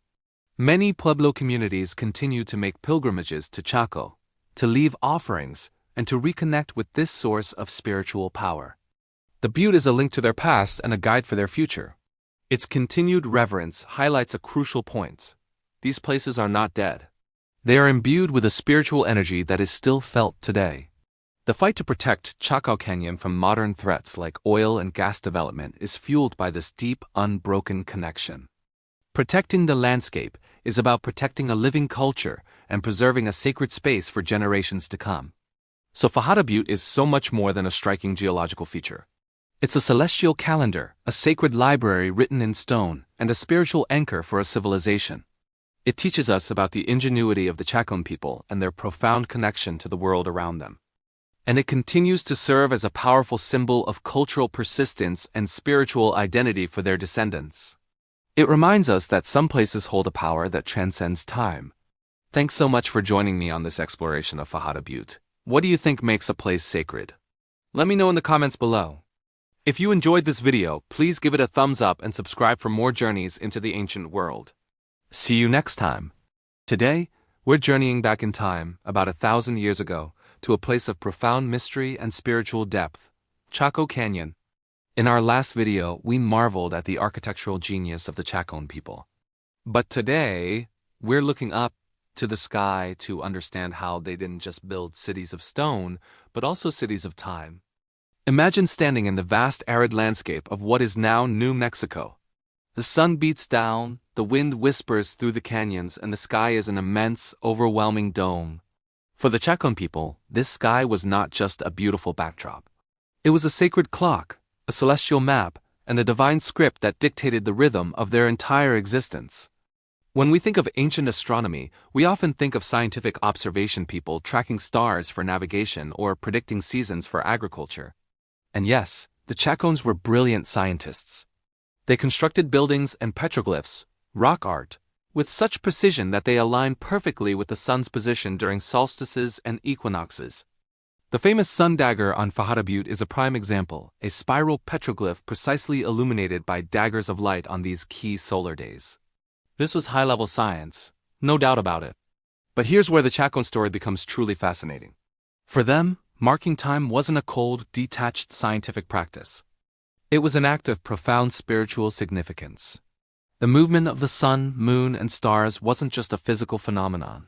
It was a divine conversation. Every sunrise, every solstice, every lunar cycle was a signal from the cosmos, a guide for how to live in balance with the world. So, when the sun reached its highest point on the summer solstice, it wasn't just an astronomical event. It was a signal to begin specific ceremonies. It was a time for communal gatherings, a moment when the entire society came together to honor the power of the sun and its life-giving energy. The architecture itself became a stage for these cosmic dramas. Windows and doorways were built to frame the rising sun on a particular day, turning entire buildings into sacred calendars. Light would pour into a dark chamber, illuminating a specific niche or altar, signaling that the time for a certain ritual had arrived.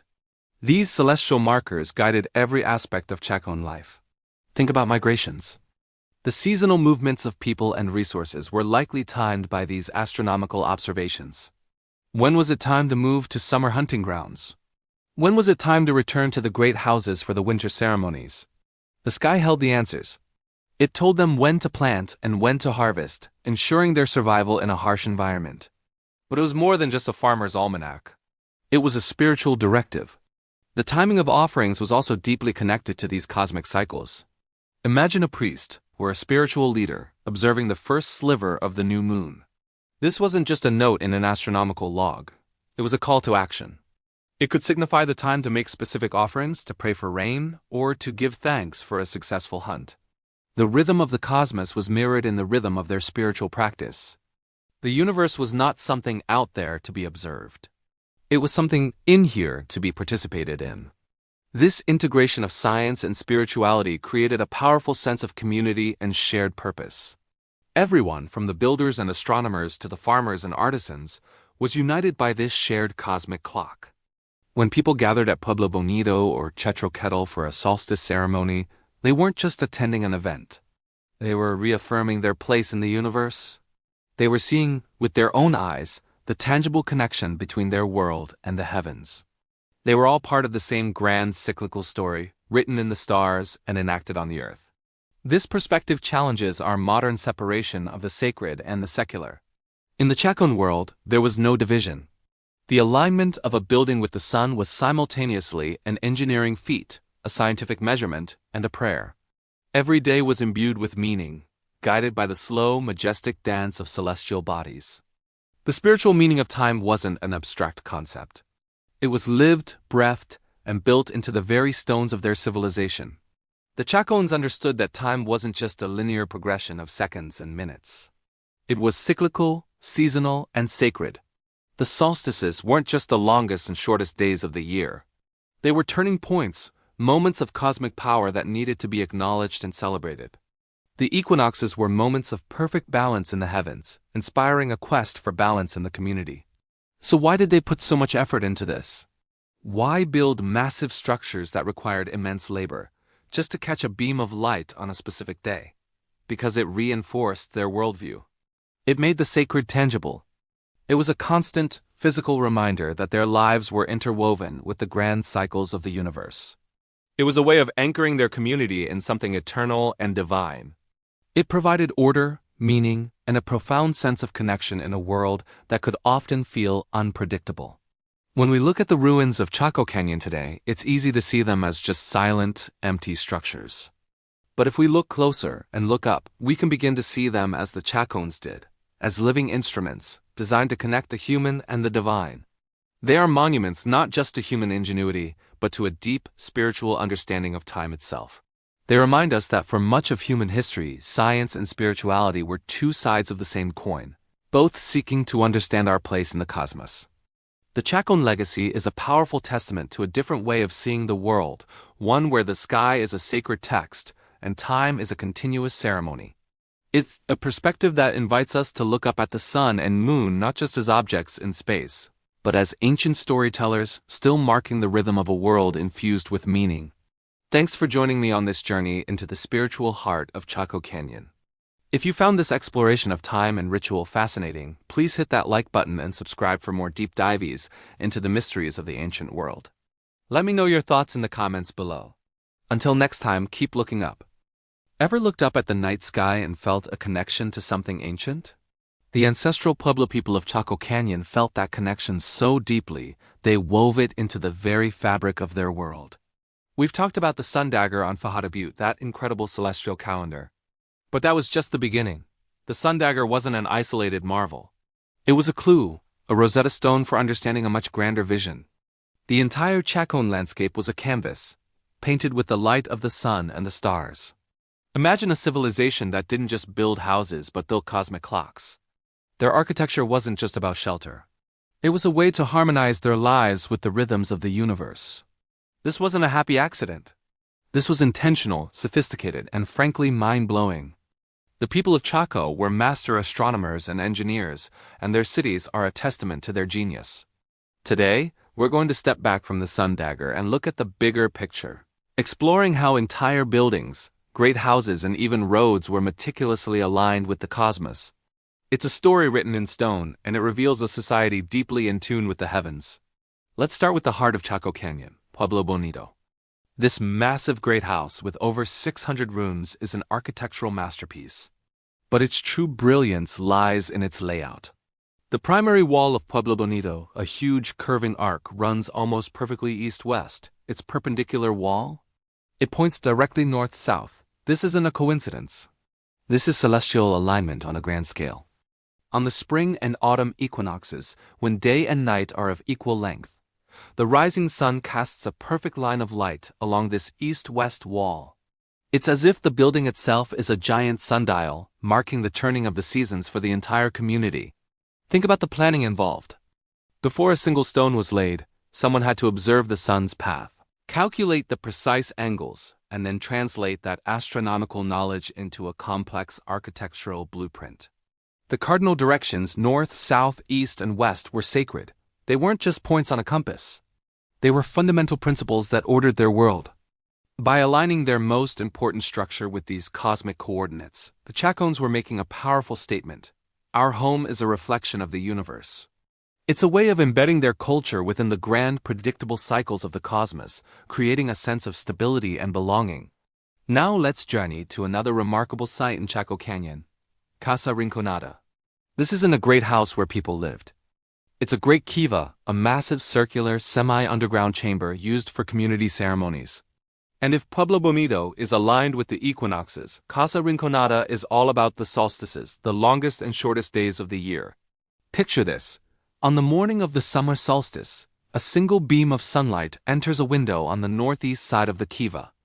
As the sun climbs higher, this beam travels across the floor, perfectly illuminating a special niche in the opposite wall.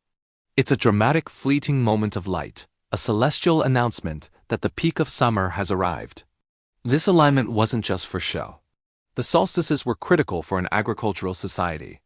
The summer solstice marked the height of the growing season, a time of abundance and celebration. The winter solstice signaled the return of the sun and the promise of new life. By capturing these moments within their most sacred ceremonial space, the Chacoans were integrating their spiritual practices with the agricultural calendar. The kiva became a place where the human world and the celestial world met. The architecture itself facilitated this connection, turning the building into an active participant in the ceremony. It's a profound example of how belief, science, and art can be fused into one powerful expression. The Chacoan obsession with celestial alignment didn't stop at individual buildings. It extended to the entire landscape.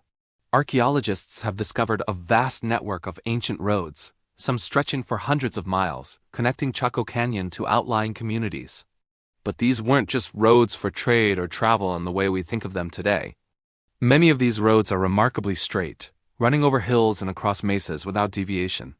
And most strikingly, many are aligned with uncanny precision to the cardinal directions. There are major north-south roads that seem to link sacred sites, creating a kind of spiritual axis across the land.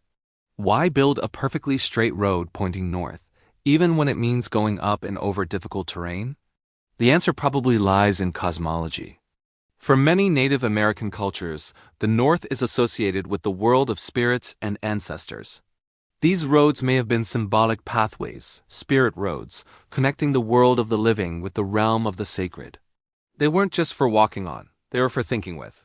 They mapped the Chacoan spiritual world onto the physical landscape, transforming the entire San Juan Basin into a sacred geography.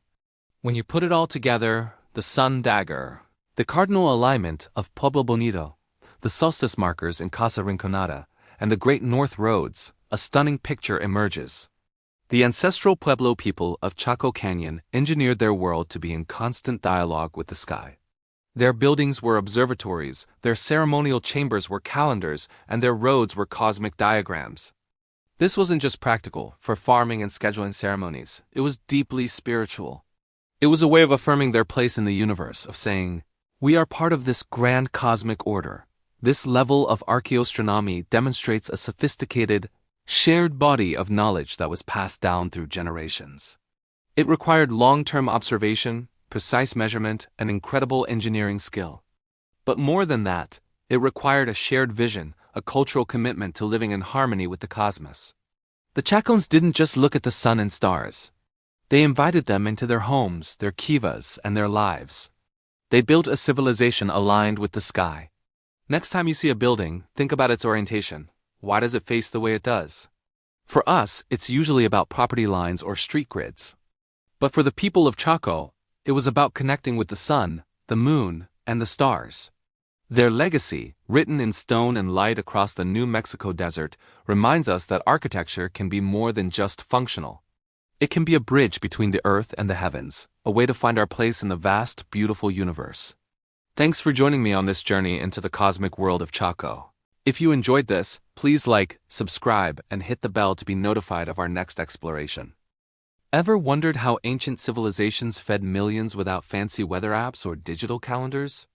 The secret wasn't buried in the earth, but written in the sky. Welcome to our journey into the cycles of agriculture and survival, where the sun, moon, and stars were the ultimate guidebook. Imagine you're an ancient farmer. Your entire community's survival depends on a successful harvest. Plant too early, and a late frost could wipe out your entire crop. Plant too late, and your corn won't mature before the first freeze of winter. There's no room for error. So how did they get it right year after year? They looked up. These early agricultural societies were brilliant astronomers. They built incredible structures, not just as temples, but as massive, intricate calendars. Think of Stonehenge in England, or the Great Pyramids of Egypt and Mesoamerica. These weren't just monuments. They were sophisticated observatories designed to track the sun's journey across the sky. Their most important celestial events were the solstices and equinoxes. These 4 days mark the turning points of the seasons. The winter solstice, the shortest day of the year, was a promise that the light would return. It signaled the deep winter, a time for conserving resources and planning for the year ahead. This was a period of rest for the fields, but not for the people. They mended tools, wove textiles, and prepared for the busy season to come. Then came the spring equinox. On this day and night are of equal length. This was the green light for farmers. It was the signal that the soil was warming, the danger of hard frost was passing, and it was time to prepare the fields for planting. For many cultures, especially in the Americas, this was the moment to plant the three sisters: corn, beans, and squash. Corn was planted first, and its timing was everything. The equinox told them the time was right. As the days grew longer, they reached the summer solstice, the longest day of the year. This marked the peak of the sun's power. The corn was growing tall, and the focus shifted from planting to nurturing. This was the time for intensive water management. Ancient farmers knew that the summer heat could be brutal. They needed to ensure their crops had enough water to thrive. The solstice was a reminder that the hottest, driest part of the year was upon them. It guided their irrigation schedules, ensuring that precious water from rivers and canals was used efficiently to get the crops through this critical growth phase. After the peak of summer, the sun's path would begin to shorten again, leading to the autumn equinox. Once again, day and night were equal. This was a major signal for harvest. The corn was mature, the squash was ready, and the beans could be picked and dried. The equinox marked the beginning of a frantic, but joyful, period of gathering the fruits of their labor. It was a race against time to bring everything in before the cold and wet weather of winter arrived. A successful harvest meant food for the winter, seeds for the next planting season, and surplus for trade. This celestial knowledge wasn't just about farming. It governed the entire rhythm of life. Seasonal movements were timed by the sun. For pastoral communities, the solstices and equinoxes dictated when to move their herds to summer pastures in the mountains and when to bring them back to the sheltered valleys for the winter. These celestial markers prevented them from getting caught by snow in high passes or running out of grazing land. Trade was also deeply connected to these cycles. Communities would gather for great festivals and markets that coincided with these solar events. The autumn equinox, following the harvest, was a natural time for trade. Farmers would bring their surplus grain, pottery, and textiles to exchange for goods they couldn't produce themselves, like salt, obsidian for tools, or decorative shells from distant coasts. These gatherings weren't just economic. They were social and cultural hubs, strengthening bonds between different groups. The sky told them when it was safe to travel and when the markets would be bustling. So, this knowledge of the sky was far more than just abstract science. It was a complete survival toolkit.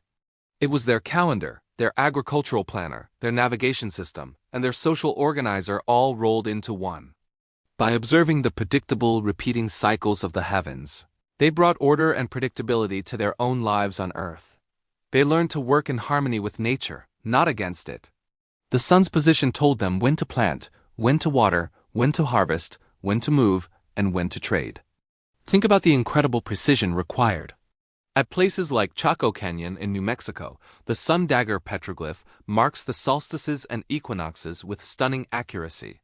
A dagger of light, created by sunlight passing between massive rock slabs, moves across a spiral carving on the cliff face. On the summer solstice, it perfectly bisects the spiral. On the winter solstice, 2 daggers frame it. On the equinoxes, a smaller dagger strikes a smaller, secondary spiral. This wasn't an accident. It was the result of generations of patient observation and deep understanding. This knowledge was sacred. It was often held by a priestly class or shamans, who were not just spiritual leaders, but also the community's chief scientists and astronomers. They were responsible for maintaining the calendar and announcing the correct times for rituals, planting, and harvesting. Their ability to predict the seasons gave them immense authority and reinforced the social structure. The ceremonies and festivals held during the solstices and equinoxes weren't just parties. They were crucial community events that reaffirmed their connection to the cosmos and ensured everyone was working together. In essence, by decoding the language of the sky, ancient people transformed themselves from vulnerable hunter-gatherers into masters of agriculture, capable of building large, stable, and prosperous societies. They created a sustainable way of life based on a profound understanding of the natural world and their place within it. Their observatories of stone and light are a timeless testament to human ingenuity and our enduring quest to find order in the universe. The next time you look up at the sun, remember that for thousands of years, it was our most trusted guide for survival. Thanks for joining us on this journey back in time. If you found this fascinating, don't forget to like, subscribe, and hit that notification bell so you won't miss our next exploration into the ancient world.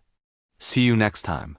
Today, we're journeying to the starkly beautiful landscape of Chaco Canyon, New Mexico, to unravel one of modern archaeology's most captivating and controversial discoveries, the Sun Dagger of Fajada Butte.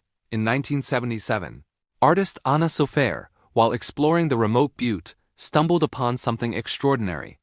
Behind 3 massive sandstone slabs, she found 2 spiral petroglyphs carved into the rock face. As the sun reached its midday peak, a sliver of light, a sun dagger, pierced the darkness and moved across the spirals. What she witnessed would ignite decades of debate. Her initial hypothesis was groundbreaking. This wasn't just ancient rock art. It was a sophisticated solar calendar. At the summer solstice, the primary dagger perfectly bisected the larger spiral. At the winter solstice, 2 daggers framed it. And at the spring and fall equinoxes, a smaller dagger struck the smaller spiral. It seemed the ancestral Pueblones had created a precise instrument to track the sun's annual journey. This discovery was sensational. It suggested a level of astronomical knowledge and engineering prowess that was previously underestimated. The idea of a sacred calendar, marking ceremonial times and agricultural seasons, captured the public imagination.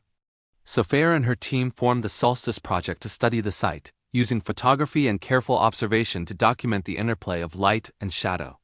Their early publications presented a compelling case for intentional design. They argued that the placement of the slabs and the carving of the spirals were no accident. It was a deliberate, masterful creation. But as with any major scientific claim, the archaeological community responded with both fascination and skepticism. The first big question was about access. Fajada Butte is a steep, isolated landform. Was it plausible that a community would rely on such an inaccessible location for their primary calendar? Most Chacoan astronomical observatories, like the famous supernova pictograph, are found in more accessible parts of the canyon. Why would they place such a critical tool on a remote butte? Archaeologists began to wonder if this alignment had been stable for the 900 years since the Chacoan culture flourished. Had the slabs shifted over time? In 1989, a team of researchers used computer modeling to simulate the sun dagger's appearance over centuries. Their findings were a major blow to the original theory. They concluded that the slabs had indeed shifted, and the perfect solstice alignments Sofer observed were likely a recent phenomenon, perhaps only a few hundred years old. According to their model, back in the 11th century, the light patterns would have been completely different and far less precise. This led to the core of the debate. Was it intentional design or a beautiful coincidence? Skeptics, often called fortuitists, argue that we are seeing a pattern where none was intended. They point out that in a landscape filled with rocks and sunlight, interesting light and shadow effects are bound to happen. The spirals themselves are common symbols in ancestral Puebloan art. Is it possible that the sun just happened to interact with them in a visually striking way, and we, with our modern desire for cosmic mysteries, have imposed meaning onto it? This viewpoint suggests that while the petroglyphs were certainly intentional and significant, their connection to the sun's daggers of light might be pure chance. They argue that the burden of proof lies with those claiming intentionality. To prove it, one would need to show that the builders not only placed the carvings but also precisely engineered the placement of the multi-ton slabs, a feat for which there is no direct archaeological evidence. On the other side, supporters of the Solstice project pushed back. They conducted their own geological and photogrammetric studies, arguing that the slabs were much more stable than the critics claimed. They contended that any minor shifts wouldn't have been enough to invalidate the calendar's function. They also pointed to other light markings at the site, including ones that track the 18.6-year lunar standstill cycle. The presence of both solar and lunar alignments, they argued, made pure coincidence highly improbable. The complexity of the system pointed towards a deliberate hand. Furthermore, they highlighted the cultural context. The sun was central to Puebloan cosmology. A device to track its movements aligns perfectly with their known spiritual and agricultural practices. For them, it wasn't just an astronomical instrument but a sacred place where the celestial and terrestrial worlds met. The difficulty of access, rather than being a drawback, might have enhanced its spiritual power, making it a place for priests or initiated individuals, not the general public. So where does the consensus lie today? Well, it's still divided. The debate has calmed, but the core questions remain. In 1989, likely due to increased foot traffic from researchers and visitors, the sediment around the slabs shifted, altering the light patterns forever. The daggers of light no longer appear as they once did. The site is now closed to the public to protect it from further degradation. This loss makes the debate even more poignant. We can no longer observe the phenomenon directly. We are left with the data, the models, and the competing interpretations. The Sun Dagger story serves as a powerful lesson in archaeology. It shows how a single discovery can challenge our understanding of the past and highlights the rigorous process of scientific inquiry, complete with claims, counterclaims, and ongoing debate. It reminds us that archaeology is not just about finding things, it's about interpreting them. Sometimes the most fascinating artifacts are the ones that resist easy answers. The Sun Dagger could be a testament to the astronomical genius of an ancient culture, or it could be a beautiful, random trick of the light. Perhaps the truth lies somewhere in between. Maybe the ancestral Puebloans noticed a curious play of light on their sacred symbols and adopted it into their cosmology, enhancing a natural wonder rather than building it from scratch.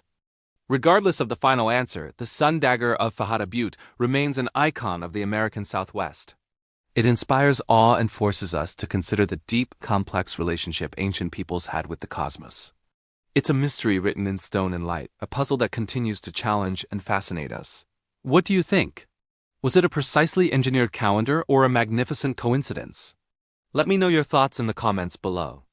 Thanks so much for watching, and if you enjoyed this deep dive into an archaeological mystery, be sure to like this video and subscribe for more stories from our human past. See you next time. Welcome back, history lovers and explorers. Today, we read diving deep into a story that's a real balancing act between human curiosity and the fragile whispers of the past. We're talking about Fajada Butte in Chaco Canyon, a place that holds ancient secrets written in sunlight and stone. But this isn't just a story about discovery. It's a cautionary tale about what happens when our love for a place threatens to destroy it. Let's rewind to the 1980s. The word is out. News of the Sun Dagger, this incredible celestial calendar, has spread like wildfire. Suddenly, everyone wants to see it. Archaeologists, astronomers, documentary crews, and tourists from all over the world start making the pilgrimage to Chaco. And their destination? The top of Fajada Butte. It's completely understandable, right? Who wouldn't want to witness this marvel firsthand? To stand where ancient astronomers stood and watch history unfold with the sun's rays? The problem was, getting there wasn't easy. The path to the top of the butte was steep, unpaved, and treacherous. There was no gentle staircase or paved walkway. Visitors had to scramble up a natural, rugged trail, a journey that was challenging for both people and the landscape itself. Every footstep, every person pulling themselves up over a ledge, contributed to a growing problem: erosion. The soft sandstone, which makes up so much of the geology in this region, began to wear away at an alarming rate. The trail widened, loose dirt and rock cascaded down the slopes, and the very ground beneath people's feet was becoming unstable. This wasn't just a matter of a messy trail. This erosion was having a direct and catastrophic effect on the Sun Dagger site itself. Remember those 3 massive sandstone slabs, the ones that create the daggers of light? They were already in a precarious, delicate balance, propped against the cliff face for nearly 1,000 years. The constant foot traffic and vibrations from people climbing nearby were shaking the ground. Think of it like living in an apartment and your upstairs neighbor is constantly jumping up and down. Eventually, things start to shift and fall. That's exactly what was happening on Fajada Butte. Researchers and park officials started noticing frightening changes. The slabs were moving. We're talking about millimeters, tiny shifts, but in a system as precise as the Sun Dagger, a millimeter is a mile. These subtle movements were altering the light patterns. The daggers of light that had so perfectly marked the solstices and equinoxes for centuries were beginning to drift. The calendar was breaking. The very thing everyone came to see was being destroyed by their presence. It was a tragic irony. The love and fascination that brought people to Fajada Butte were causing its demise. The National Park Service was faced with an incredibly difficult decision. How do you protect a world treasure while also fulfilling the mission to make it accessible to the public? It became clear that the two were incompatible in this specific case. To save the Sun Dagger, they had to stop the erosion. And to stop the erosion, they had to stop the foot traffic. In 1989, a tough but necessary call was made. Access to the top of Fajada Butte was officially closed to the public. The trail was blocked and no one, not even researchers, was allowed to make the climb anymore. This decision was controversial, of course. Some people felt it was unfair. They argued that these historical sites belonged to everyone and that closing them off was a disservice to the public. It's a valid point of view, and it highlights a central conflict in conservation: the struggle between access and preservation. Is it better for 1 million people to see something that is slowly being degraded, or for no one to see it up close so that it can survive for future generations to study and appreciate from afar? Think of it like the Mona Lisa. We all get to see it, but we see it from behind a rope and bulletproof glass. We can't touch it, get too close, or take a flash photo. Why? Because the cumulative effect of millions of visitors, the oils from our hands, the humidity from our breath, the flash of cameras would destroy it. Fajada Butte is the Mona Lisa of the desert, and the closure was its velvet rope and protective glass. The ancestral Pueblo people who created this site left behind a delicate masterpiece. Our responsibility as its inheritors is to be stewards, not just consumers, of that legacy. Preservation in this case meant sacrifice. It meant acknowledging that some places are too fragile for us to tread upon. It's a lesson in humility, recognizing that our desire to experience something firsthand can't always take priority over the survival of the thing itself. The closure ensured that the slabs would stabilize and that the site would be safe from further human-caused erosion. It preserved the site for future, non-invasive study. Today, we can use technologies like 3D modeling, laser scanning, and high-resolution photography to study the Sun Dagger without ever setting foot on the butte. But the story doesn't quite end there. In a dramatic turn of events, nature had its own plan. Despite the closure and the halt of human-caused erosion, the site remained vulnerable. In 1989, the same year the butte was closed, researchers noticed that the smallest of the 3 slabs had shifted significantly. The damage from the years of heavy tourism had already been done. The delicate balance was permanently disrupted. The daggers of light no longer hit their marks as they once did. This final chapter of the Sun Dagger's active life serves as a powerful reminder. Some things once broken can't be perfectly fixed. The story of protecting Fajada Butte teaches us that preservation is not just an action, but a mindset. It requires foresight, respect, and sometimes the difficult choice to love a place enough to leave it alone. The butte is now quiet again, the trail slowly being reclaimed by nature. The Sun Dagger is no longer a functioning calendar, but it remains an invaluable monument, a testament to the genius of its creators and a solemn reminder of our responsibility to protect the fragile echoes of the past. Thank you for joining me on this journey to Chaco Canyon and the heart of this preservation debate. It's a complex issue with no easy answers, but one worth pondering. What do you think? Was closing the butte the right decision? Let me know your thoughts in the comments below. If you found this story fascinating, please give this video a like and subscribe for more deep dives into the mysteries of history. Until next time, keep exploring.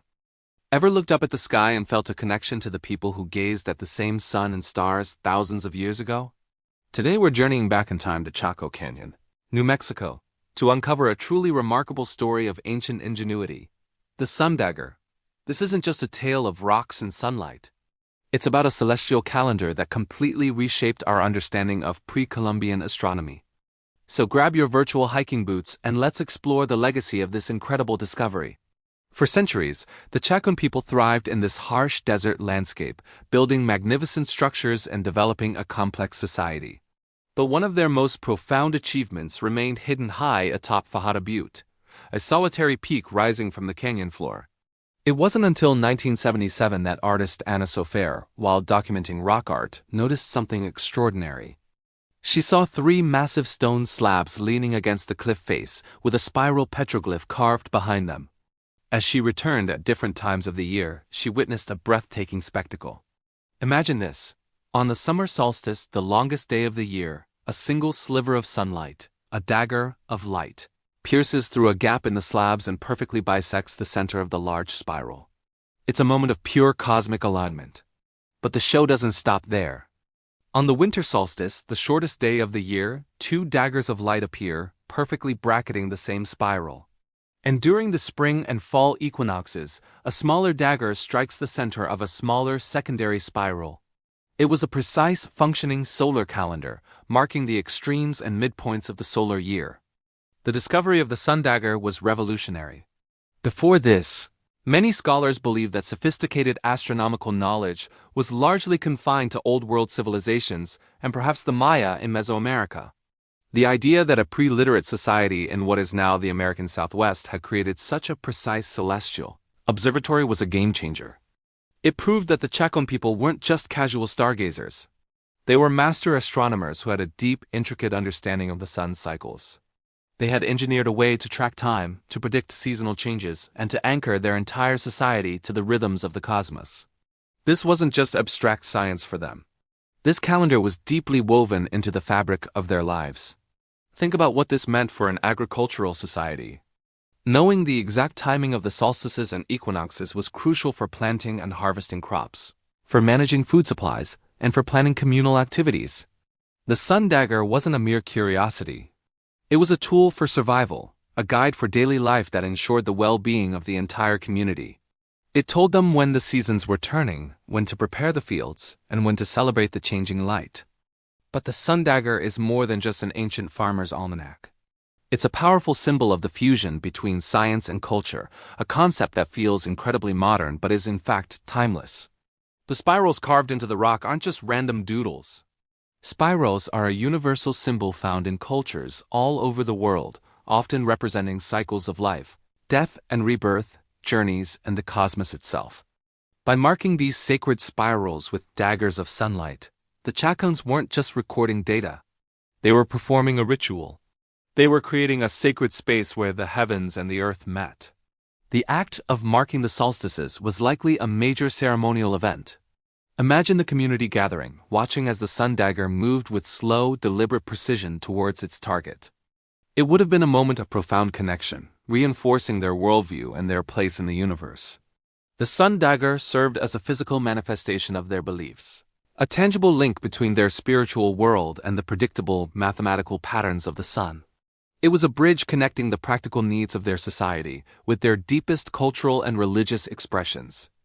This discovery forced archaeologists and historians to rethink everything they thought they knew about the intellectual capabilities of pre-Columbian peoples in North America. It demonstrated a level of scientific observation and engineering that was previously underestimated. The Chacoans didn't have telescopes or computers, yet they used the natural landscape, rock, and light to create an instrument of stunning accuracy. This tells us that scientific curiosity and the drive to understand our place in the cosmos are fundamental human traits, present across all cultures and all times. Furthermore, recent studies have shown that the Sun Dagger might be even more complex than initially thought. Researchers believe it also marks the 18.6-year lunar standstill cycle, a much more complicated astronomical event to track. The moon's shadow, cast by the slabs at its northernmost rising point, traces the outer edge of the large spiral. If this is true, it elevates the site from a sophisticated solar calendar to a full-blown celestial observatory, capable of tracking both solar and lunar cycles with incredible precision. This would place the Chacoans among the most advanced astronomers of their time, anywhere in the world. The story of the Sun Dagger also comes with a cautionary tale. In 1989, the slabs shifted, likely due to a combination of natural erosion and perhaps the increased foot traffic from visitors and researchers after its discovery. The daggers of light no longer strike the spirals with the same perfect precision. This change is a poignant reminder of the fragility of our cultural heritage. These ancient sites are not just static monuments. They are delicate systems that can be easily disturbed. The shifting of the slabs underscores the urgent need for preservation and respectful stewardship of these irreplaceable windows into our human past. So what is the ultimate legacy of the Sun Dagger? It's a testament to human ingenuity. It's a bridge that connects us to the brilliant minds of the ancient Chacoan people, allowing us to see the world and the sky through their eyes. It reminds us that science and spirituality have not always been separate disciplines, but were once beautifully intertwined, each enriching the other. The Sun Dagger is a silent stone monument that speaks volumes about a culture that lived in harmony with the cosmos, a culture that found meaning, order, and beauty in the dance of light and shadow. It challenges us to look beyond our modern biases and appreciate the depth of knowledge that existed long before our time. Next time you watch a sunrise or a sunset, think of the Sun Dagger on Fajada Butte. Think of the ancient astronomers who, with patience and profound wisdom, created a masterpiece of science and art. Their legacy isn't just carved in rock. It's written in the light of the sun itself. It's a story that continues to inspire awe and wonder, reminding us that we are all part of a much larger cosmic story. Thanks for joining me on this journey into the past. If you found this fascinating, don't forget to subscribe, and hit that notification bell for more stories that connect us to our incredible human history. See you next time. In a world before paper, before the written word as we know it, how did people keep time? How did they mark the passing of seasons, the turning of the years? Today, we journey to the high desert of New Mexico, to a place of mystery and wonder, Chaco Canyon. This is Chapter 19, Messages in Stone and Sunlight. Imagine a civilization thriving 1,000 years ago, building massive structures, some aligned with the cosmos with breathtaking precision. These were the ancestral Papulones, or the Chacoans, and they were masters of observation. They didn't have calendars hanging on a wall. Their calendar was the sky itself, and their tools were stone, sunlight, and shadow. Let's start high on Fajada Butte, a lone sentinel rising from the canyon floor. Here, a discovery in 1977 changed our understanding of Chacoan culture forever. Tucked behind 3 massive stone slabs, a spiral petroglyph, a rock carving, was found. But this wasn't just ancient art. As the sun reaches its highest point on the summer solstice, a single sliver of light, a sun dagger, pierces through the slabs and bisects the spiral perfectly. It's a moment of pure celestial theater. Then, as the seasons change, so does the light. During the winter solstice, 2 daggers of light appear, perfectly bracketing the spiral. And at the equinoxes, a smaller dagger strikes a smaller, secondary spiral. This is not a coincidence. This is a clock. A calendar carved in stone, powered by the sun. The Chacoans were astronomers, meticulously tracking the sun's journey across the sky. This knowledge was vital. It told them when to plant, when to harvest, and when to hold their most important ceremonies. The Sun Dagger was a public announcement, a celestial declaration that the longest day of the year had arrived. Think about the dedication it took. Someone had to observe the sun's path for years, maybe even generations, to understand its patterns. Then they had to find the perfect location and painstakingly position these enormous stone slabs to capture the light in just the right way.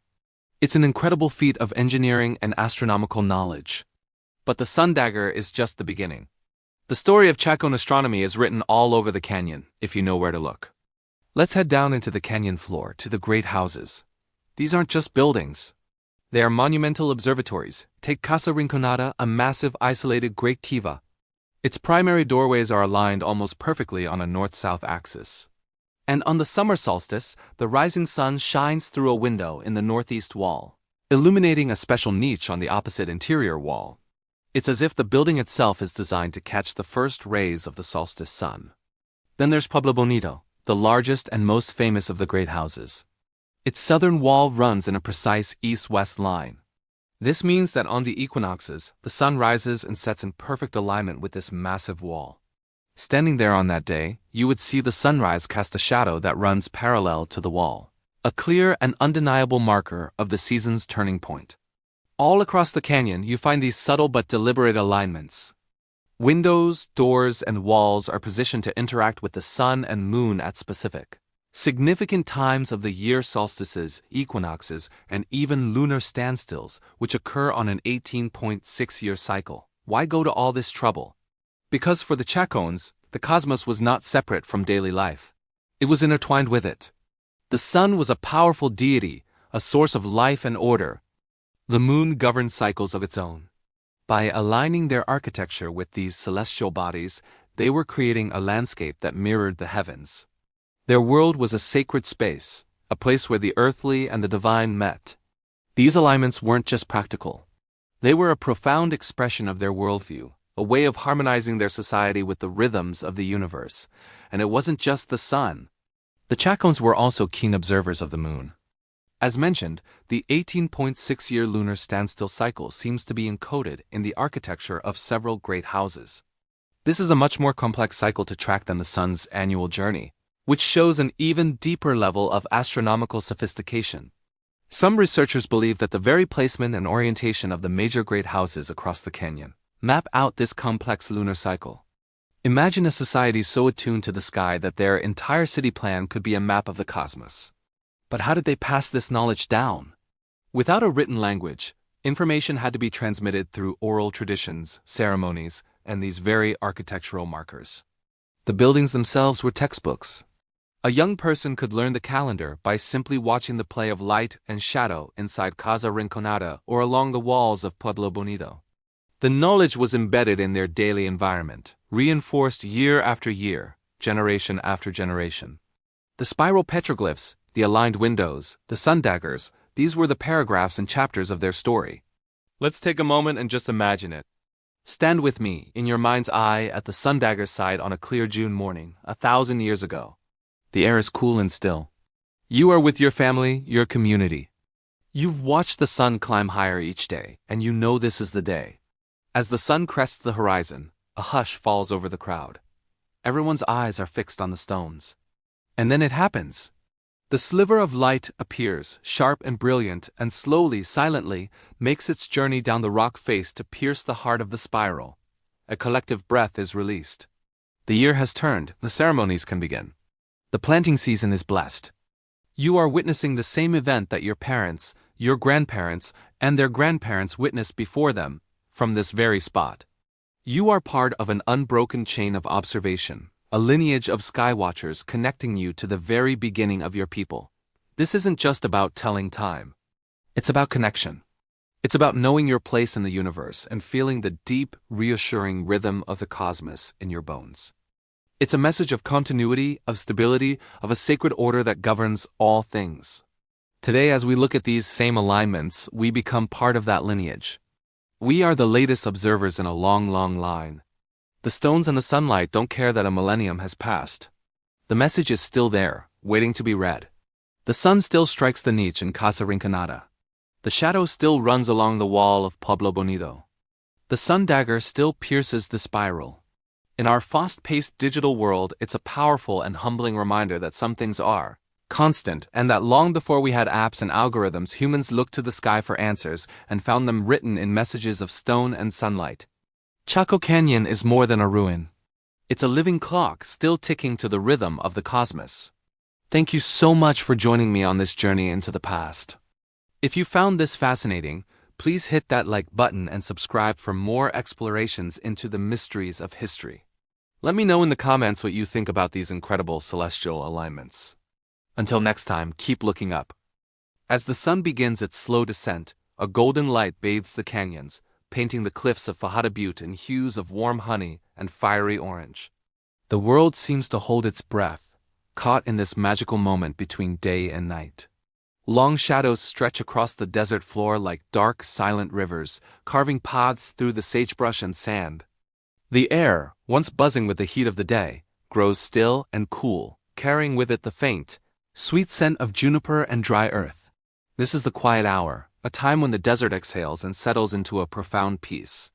The sharp edges of the landscape soften, and the vibrant colors of the day mellow into a palette of deep purples, soft blues, and velvety blacks. The sky above transforms into a vast, dark canvas, waiting for the first stars to appear. One by one, they emerge, shy at first, then growing bolder, until the entire celestial dome is ablaze with a glittering tapestry of light. The silence here is not empty. It's a living, breathing presence. It's filled with the rustle of a gentle breeze through the pinyon pines, the distant call of a lone coyote, and the soft chirp of crickets heralding the night. It's a silence that invites introspection, a quiet that allows you to hear the beating of your own heart and feel a deep connection to the ancient land around you. Standing here, beneath the immense, star-dusted sky, it's easy to feel small, yet simultaneously part of something vast and eternal. The same stars that glitter above us tonight shone down on the ancestral Pueblones who called this place home 1,000 years ago. They looked up at this same celestial wonder, perhaps with the same sense of awe and reverence. They charted the cycles of the sun and moon, marking the seasons with incredible precision, their lives intricately woven into the rhythms of the cosmos. The Sun Dagger, that remarkable celestial calendar carved into the rock, is a testament to their deep understanding and connection to the universe. It wasn't just about marking time. It was about aligning their existence with the greater cosmic order. Their ceremonies, their agriculture, their entire way of life was guided by the movements of the sun, moon, and stars. In this quiet evening stillness, you can almost feel the echo of their presence, a whisper on the wind. This timeless connection between humanity and the cosmos is a powerful reminder that we are all part of a much larger story. The concerns and worries of our daily lives seem to fade away in the face of such immense beauty and antiquity. The desert night has a way of putting things into perspective, of quieting the noise of the mind and opening the heart to a sense of peace and wonder. As the moon rises, casting a silvery glow over the silent landscape, the canyon is transformed once more. The shadows deepen and the rock formations take on new, mysterious shapes. It's a world both familiar and alien, a place where the veil between the past and the present feels incredibly thin. You can imagine ancient stories being told around a flickering fire, the stars bearing silent witness. Fajada Butte stands as a silent sentinel, a guardian of these stories and secrets. Its imposing form, silhouetted against the night sky, is a symbol of endurance and timelessness. It has witnessed countless sunsets and moonrises, the changing of seasons, and the ebb and flow of human history. To be here, in its presence, is to touch a piece of that history, to feel the continuity of life that flows through this sacred land. The desert at night is not a place of emptiness, but of fullness. It is full of life, full of history, and full of a quiet, powerful magic. It's a place to reconnect with the natural world and with ourselves. The stillness allows for a deep sense of calm to settle over the soul, a feeling of being truly present in the moment. As we prepare for rest, let the peace of this desert evening seep into your being. Let the image of the star-filled sky and the silent, majestic butte fill your mind. Imagine the cool, clean air and the profound quiet of the canyon. This is a place of renewal, a place where the spirit can find solace and strength. The universe continues its silent, celestial dance above, indifferent to our small human lives, yet offering us this incredible spectacle of beauty and order. It's a reminder that even in the darkest of nights there is always light, always wonder, always a connection to something greater than ourselves. Let the quiet of Fajada Butte be your guide into a peaceful sleep. Let the ancient rhythms of the desert soothe your mind and carry you into dreams filled with starry skies and timeless landscapes. The stories of this place are written in the rocks, the stars, and the wind, and tonight, we are privileged to be a small part of its ongoing narrative. Good night from the heart of the canyon, where the earth and sky meet in a silent, sacred embrace. May your rest be as deep and peaceful as this desert night. Thank you for joining me on this quiet journey. Follow for more moments of peace and reflection. Welcome to the final chapter of our journey, the eternal rhythm of light. As we stand at the end of this exploration, we look back not just at stones and stars, but at the enduring spirit of human curiosity and connection. The Sun Dagger of Chaco Canyon is more than an ancient calendar. It's a testament, a powerful reminder that the people who came before us were not primitive or simple. They were keen observers, brilliant astronomers, and deep thinkers who watched the sky with a patience, a reverence, and an intelligence that we can still learn from today.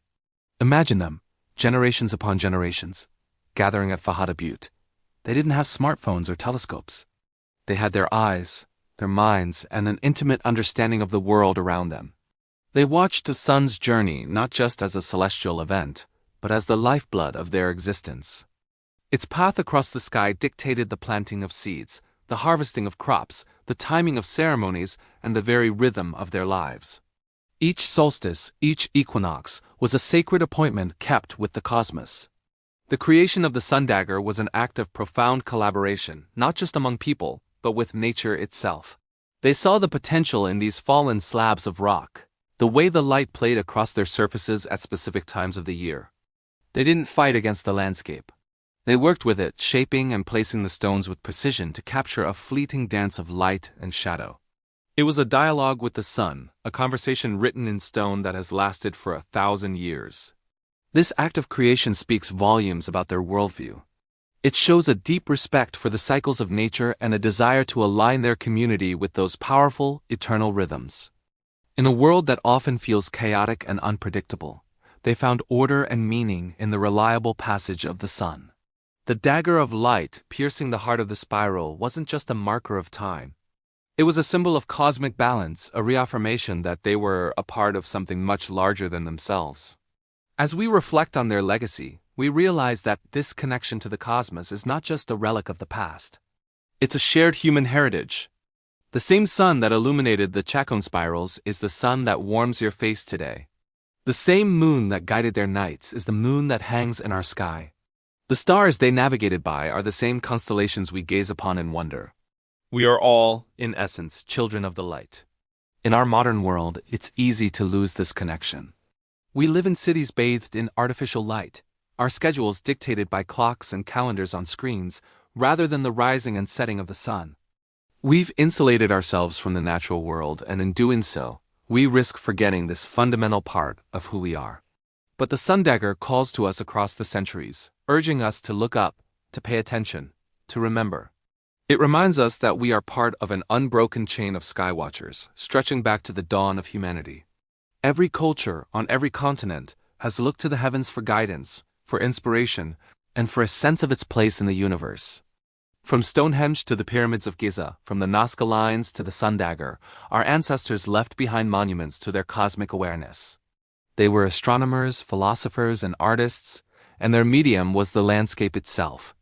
This ancient wisdom offers us a powerful antidote to the rush and distraction of modern life. It invites us to slow down, to observe, and to reconnect with the natural cycles that govern our planet and our bodies. It encourages us to find our own Sun Dagger, our own way of marking the passage of time and celebrating our connection to the earth and the sky. So, as we conclude our journey, I invite you to join me in a short, gentle meditation. A moment to honor this eternal rhythm of light and our place within it. There's no need to do anything special. Simply find a comfortable position, whether you're sitting or lying down. If it feels right, you can gently close your eyes. Let's begin by taking a slow, deep breath in and a long, soft breath out. Allow your body to settle. Let go of any tension you might be holding in your shoulders, your jaw, your hands. Just for these next few moments, there is nothing to do, nowhere to be. Just here now. Bring your awareness to the feeling of the air around you, the ground beneath you. Feel yourself supported, held by the earth. Now bring to mind the image of the sun. See it in your mind's eye, a brilliant, life-giving orb of light and warmth. Feel its energy, its power, its constant presence. This is the same sun that has risen and set for billions of years. It is the same sun that warmed the faces of the ancestral Pueblones as they carved their spirals into the rock. It's the source of all life on our planet, the steady, reliable heart of our solar system. Feel a sense of gratitude for this light. Gratitude for the warmth it provides, for the food it helps grow, for the simple beauty of a sunrise or sunset. Allow this feeling of warmth and gratitude to fill your entire body, from the tips of your toes to the crown of your head. Now picture the Earth on its journey around the sun. See it tilting on its axis, giving us our seasons. The fresh beginnings of spring, the vibrant energy of summer, the gentle letting go of autumn, and the quiet rest of winter. These are not just changes in weather. They are chapters in the Earth's story, a rhythm that we are all a part of. Think of the Sun Dagger, that blade of light appearing on the stone. It's a symbol of precision, of alignment, of a perfect moment in time. It reminds us that there is an underlying order to the universe, a beautiful, intricate dance of which we are a part. In this moment, feel your own connection to that rhythm. Your own breath is a rhythm. Your heartbeat is a rhythm. You are in sync with the universe in more ways than you can imagine. You are a part of this eternal dance of light and life. Let go of any need to understand it all. Simply rest in the feeling of connection. Connection to the past, to the ancient ones who watched the sky. Connection to the present moment, to your own breath and body. And connection to the future, to the endless cycles of sunrise and sunset that will continue long after we are gone. We are all temporary guardians of this planet, passing through time. Like the Chacoans, we have the opportunity to live in harmony with the world around us, to observe its beauty and to leave behind a legacy of reverence and intelligence. As we bring this meditation to a close, carry this sense of peace and connection with you. The next time you feel the sun on your skin, or see the moon in the night sky, take a moment to pause. Remember the Sun Dagger.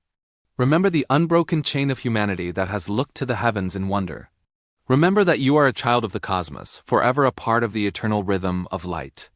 When you're ready, you can slowly and gently begin to bring your awareness back to the space around you. Maybe wiggle your fingers and toes. And when it feels right, you can open your eyes. Thank you for joining me on this journey through time, stone, and light. I hope it has left you with a renewed sense of wonder for the world and our place within it. If you enjoyed this series, please consider subscribing for more explorations into the mysteries and wonders of our shared human story. Thank you for watching.